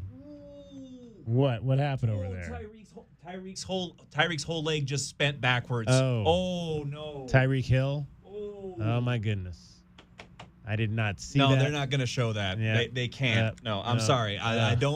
We're watching the game live, ladies and gentlemen. I thought you got stung by a bee or something. Yeah, I was wondering. Tyreek's whole leg, like the knee and the foot, are all in wrong directions. I'm sorry. Oh, wow. I didn't mean to react that violently. Wow. No, it's completely natural. Yeah, I did not see it. I was not watching it. And like you said, they're probably not going to show that again. 47 and 49 at the turn, DK. Yeah. I mean, first team ever to come back from 15.5 game deficit. Just unbelievable what that team in Cleveland was able to do this year. And Brian Rocchio, I was just saying, Brian Rocchio, who got sent down. It reminds me of a couple of years ago when we talked about Kevin Ginkel, getting sent down during the season to work on some things. There's some things you're not doing we need you to do. And Ginkel was able to come back and be a part of a team and help lead them to the World Series. A productive guy at the back end of that bullpen in 23 that got the Diamondbacks to the World Series. Very similar situation. Brian Rocchio sent down, wasn't getting some things done early in the year, came back and has that moment at the end. Happy for that young man, for sure. And looking forward to facing the Tigers once again for the 3rd straight week this week for all the marbles in the American League wild cards. So, all right, it was a good weekend for Tetero McMillan. Is a decent weekend for him, not a good Sunday for his team as a whole. Young has time, throws, he completes to McMillan at the 15, cuts it inside the 10, ankle tackled at the 8-yard line by Christian Gonzalez. Young throws downfield, back shoulder for McMillan, and he makes the catch, a gain of 15 and a first down. Dalton in the shotgun. Dalton flips it across the middle. He's got McMillan inside the 20, cuts it back inside the 15, and the run after catch gets Tetairoa McMillan down to the 9-yard line, a gain of 22. 4 catches, 62 yards for McMillan. Not a great day for the Panthers as they got beat up 42-13. But again, a productive day for one Tetairoa McMillan. He had 4 catches, 62 yards on 8 targets, leading receiver for the Panthers. But after scoring to take an early lead, up 6-0, they just got the doors blown off of them on the road to fall to 1-3. Feast or famine, right? Yeah. After the blowout win in the third game. Yeah. Let's get you your Panthers report for today.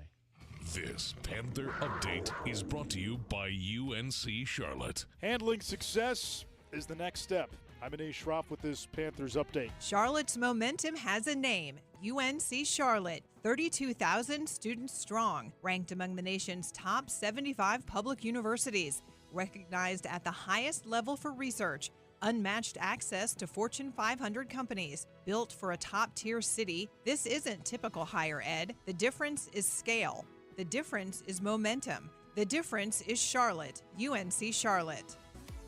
Quick throw, Renfro makes the catch for the touchdown. Wildcats Radio 1290 is your home this NFL season for the Carolina Panthers. Kicks it left. Oh, hit him. Loose. We got it. The Panthers cover it up near midfield. Oh, my God. Catch Arizona football alum Tetairoa McMillan and South Point Catholic High School grad Lathan Ransom all season long, right here on Wildcats Radio 1290. Just 1 week after a 30-point win against Atlanta, Carolina found themselves on the wrong end of a 29-point loss to New England. Coping with the results, no matter what they are from week to week, matters, says tight end Tommy Tremble. The main thing is knowing you got to wipe the slate clean, whether it's a win, a loss, and know you got to put the work in. You got to earn it every week, and unfortunately we didn't earn it this week, but we got next week to come back, bounce back, do our thing, work extra hard this week. Clarifications all over the board, and I think we'll go out there and execute. Tremble had 5 catches for 42 yards, including his first touchdown of the season. Looking left, throws, back left corner of the end zone, caught for a touchdown. Tommy Tremble brings it in. Tremble also took pride in watching Mitchell Evans record the first touchdown of Evans' career. I'm really proud of him, man. He works his butt off, and he's a guy that comes to work every day, does the right things, and he earned that touchdown, man. I'm really, really happy for him. He deserves it, and I'm glad he kept the ball. Evans finished with 3 catches for 23 yards. The tight end room accounted for 10 of the 23 receptions. I'm Anae Schroff on the Carolina Panthers Radio Network. This Panther Update has been brought to you by UNC Charlotte, built for a top-tier city. The difference is Charlotte, UNC Charlotte. All right, and don't forget, we are your official home of Carolina Panthers football here in Southern Arizona. T-Mac, Lathan Ransom, and company, and the fellows will be back on the field this coming Sunday with another 10 a.m. game, home against this very Miami Dolphins team we are watching now, who are in the red zone and just scored again on a touchdown pass by Tua Tagovailoa. Black zone, right? Or I should say the former Mr. Kelsey Plummer. It's black zone tonight. Kelsey Plum. Black zone because of the jersey decisions by the Dolphins. Yeah. And, hey, 2 touchdowns for Waller. Not a bad night for him. How about that? Darren Waller's back and making plays now that he's divorced and single again. I don't think that's the reason why he's making plays, but those 2 things do happen to coincide.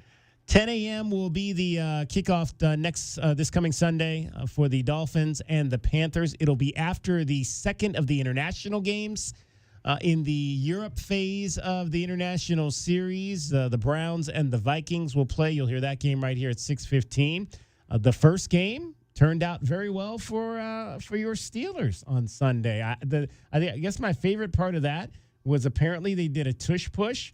But it wasn't the quarterback Aaron Rodgers. It was somebody else, and he just kind of stood back there and watched it. Well, when you have a tight end that's 6'8" that can go ahead and get under center, yeah, you want to utilize that opportunity. Darnell Washington being the one to get that. And hey, so long as Aaron's not having to put any pressure on that calf, he's more than willing to. Bro, let somebody. I just had the most amazing mental image of them trying to push Ben Roethlisberger, like as if like that play could be run if you had a quarterback who was at that size. Mm-hmm.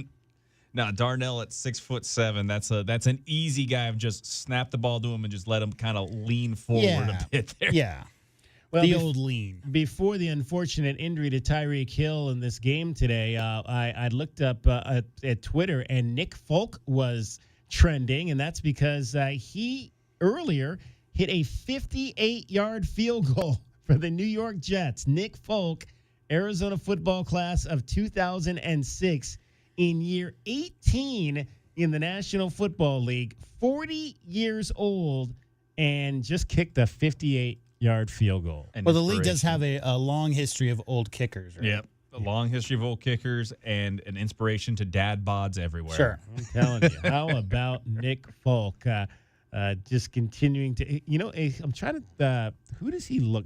It's interesting. Nick Folk actually looks a lot like Nick Hundley, who played baseball at Arizona as well during that time, that same time frame. I wonder if they kind of, would switch places in class with each other, when they were here at the University of Arizona. All right, that's going to wrap up our show for today.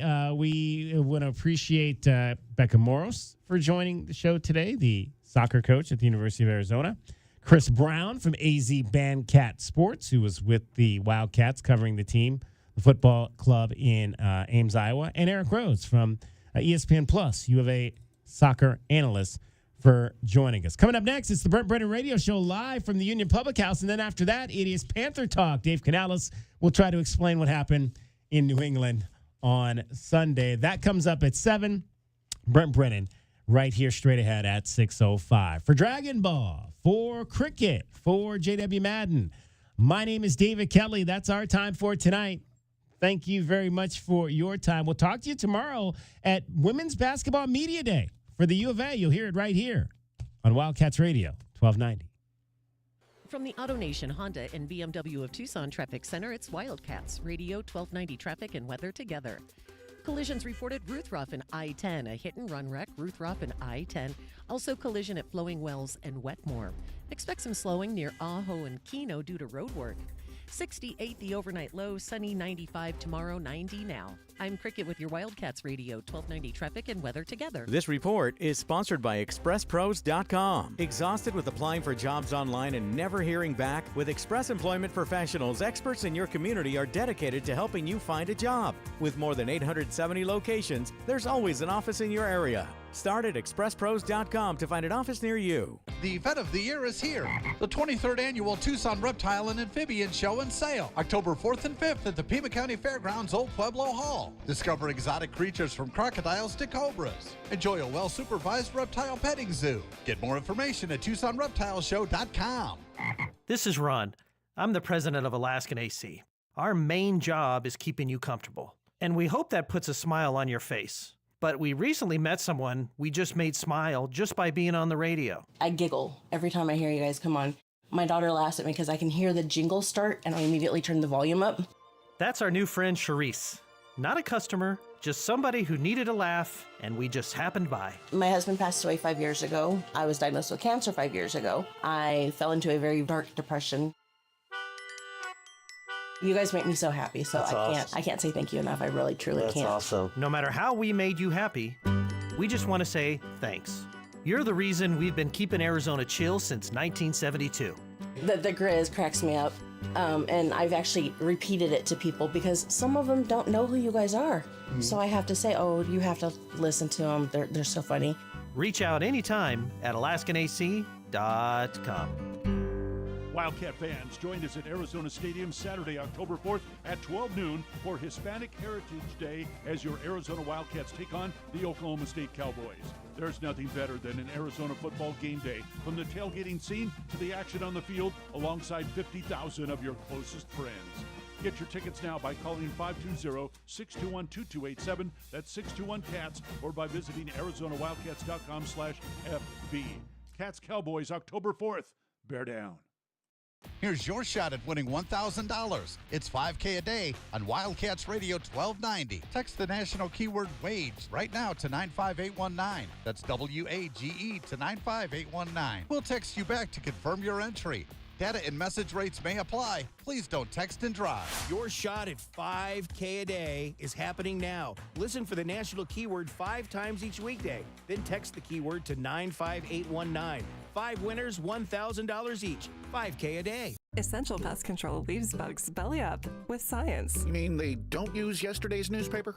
No, they use the latest in technology and innovation to eliminate bugs, bees, termites, weeds, and more. So no as seen on TV salt guns? Nope, only solutions that target insect biology, using chemistry to help protect the environment, people, and their pets. You are so smart. Essential Pest Control leaves bugs belly up. Call 886-3029 or visit essentialpest.com.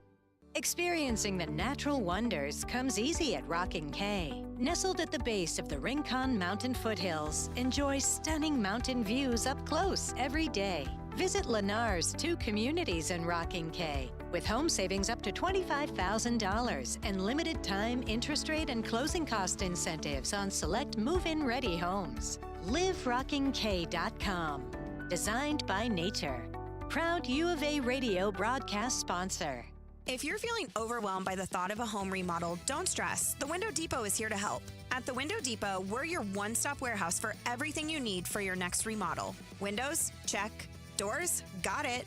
Cabinets, countertops, and everything in between? You'll find it all here at the lowest prices. Whether it's a kitchen, bathroom, or whole home makeover, our experienced designers are ready to bring your dream home to life, all at unbeatable prices. Find a location near you or shop online at thewindowdepot.com. The Window Depot, more than a window store.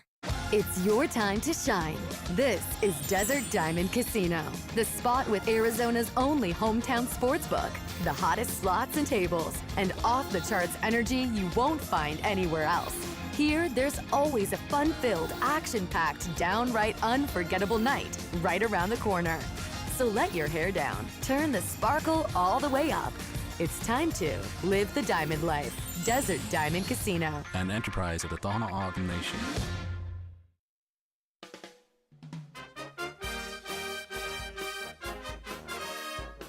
This is University of Arizona.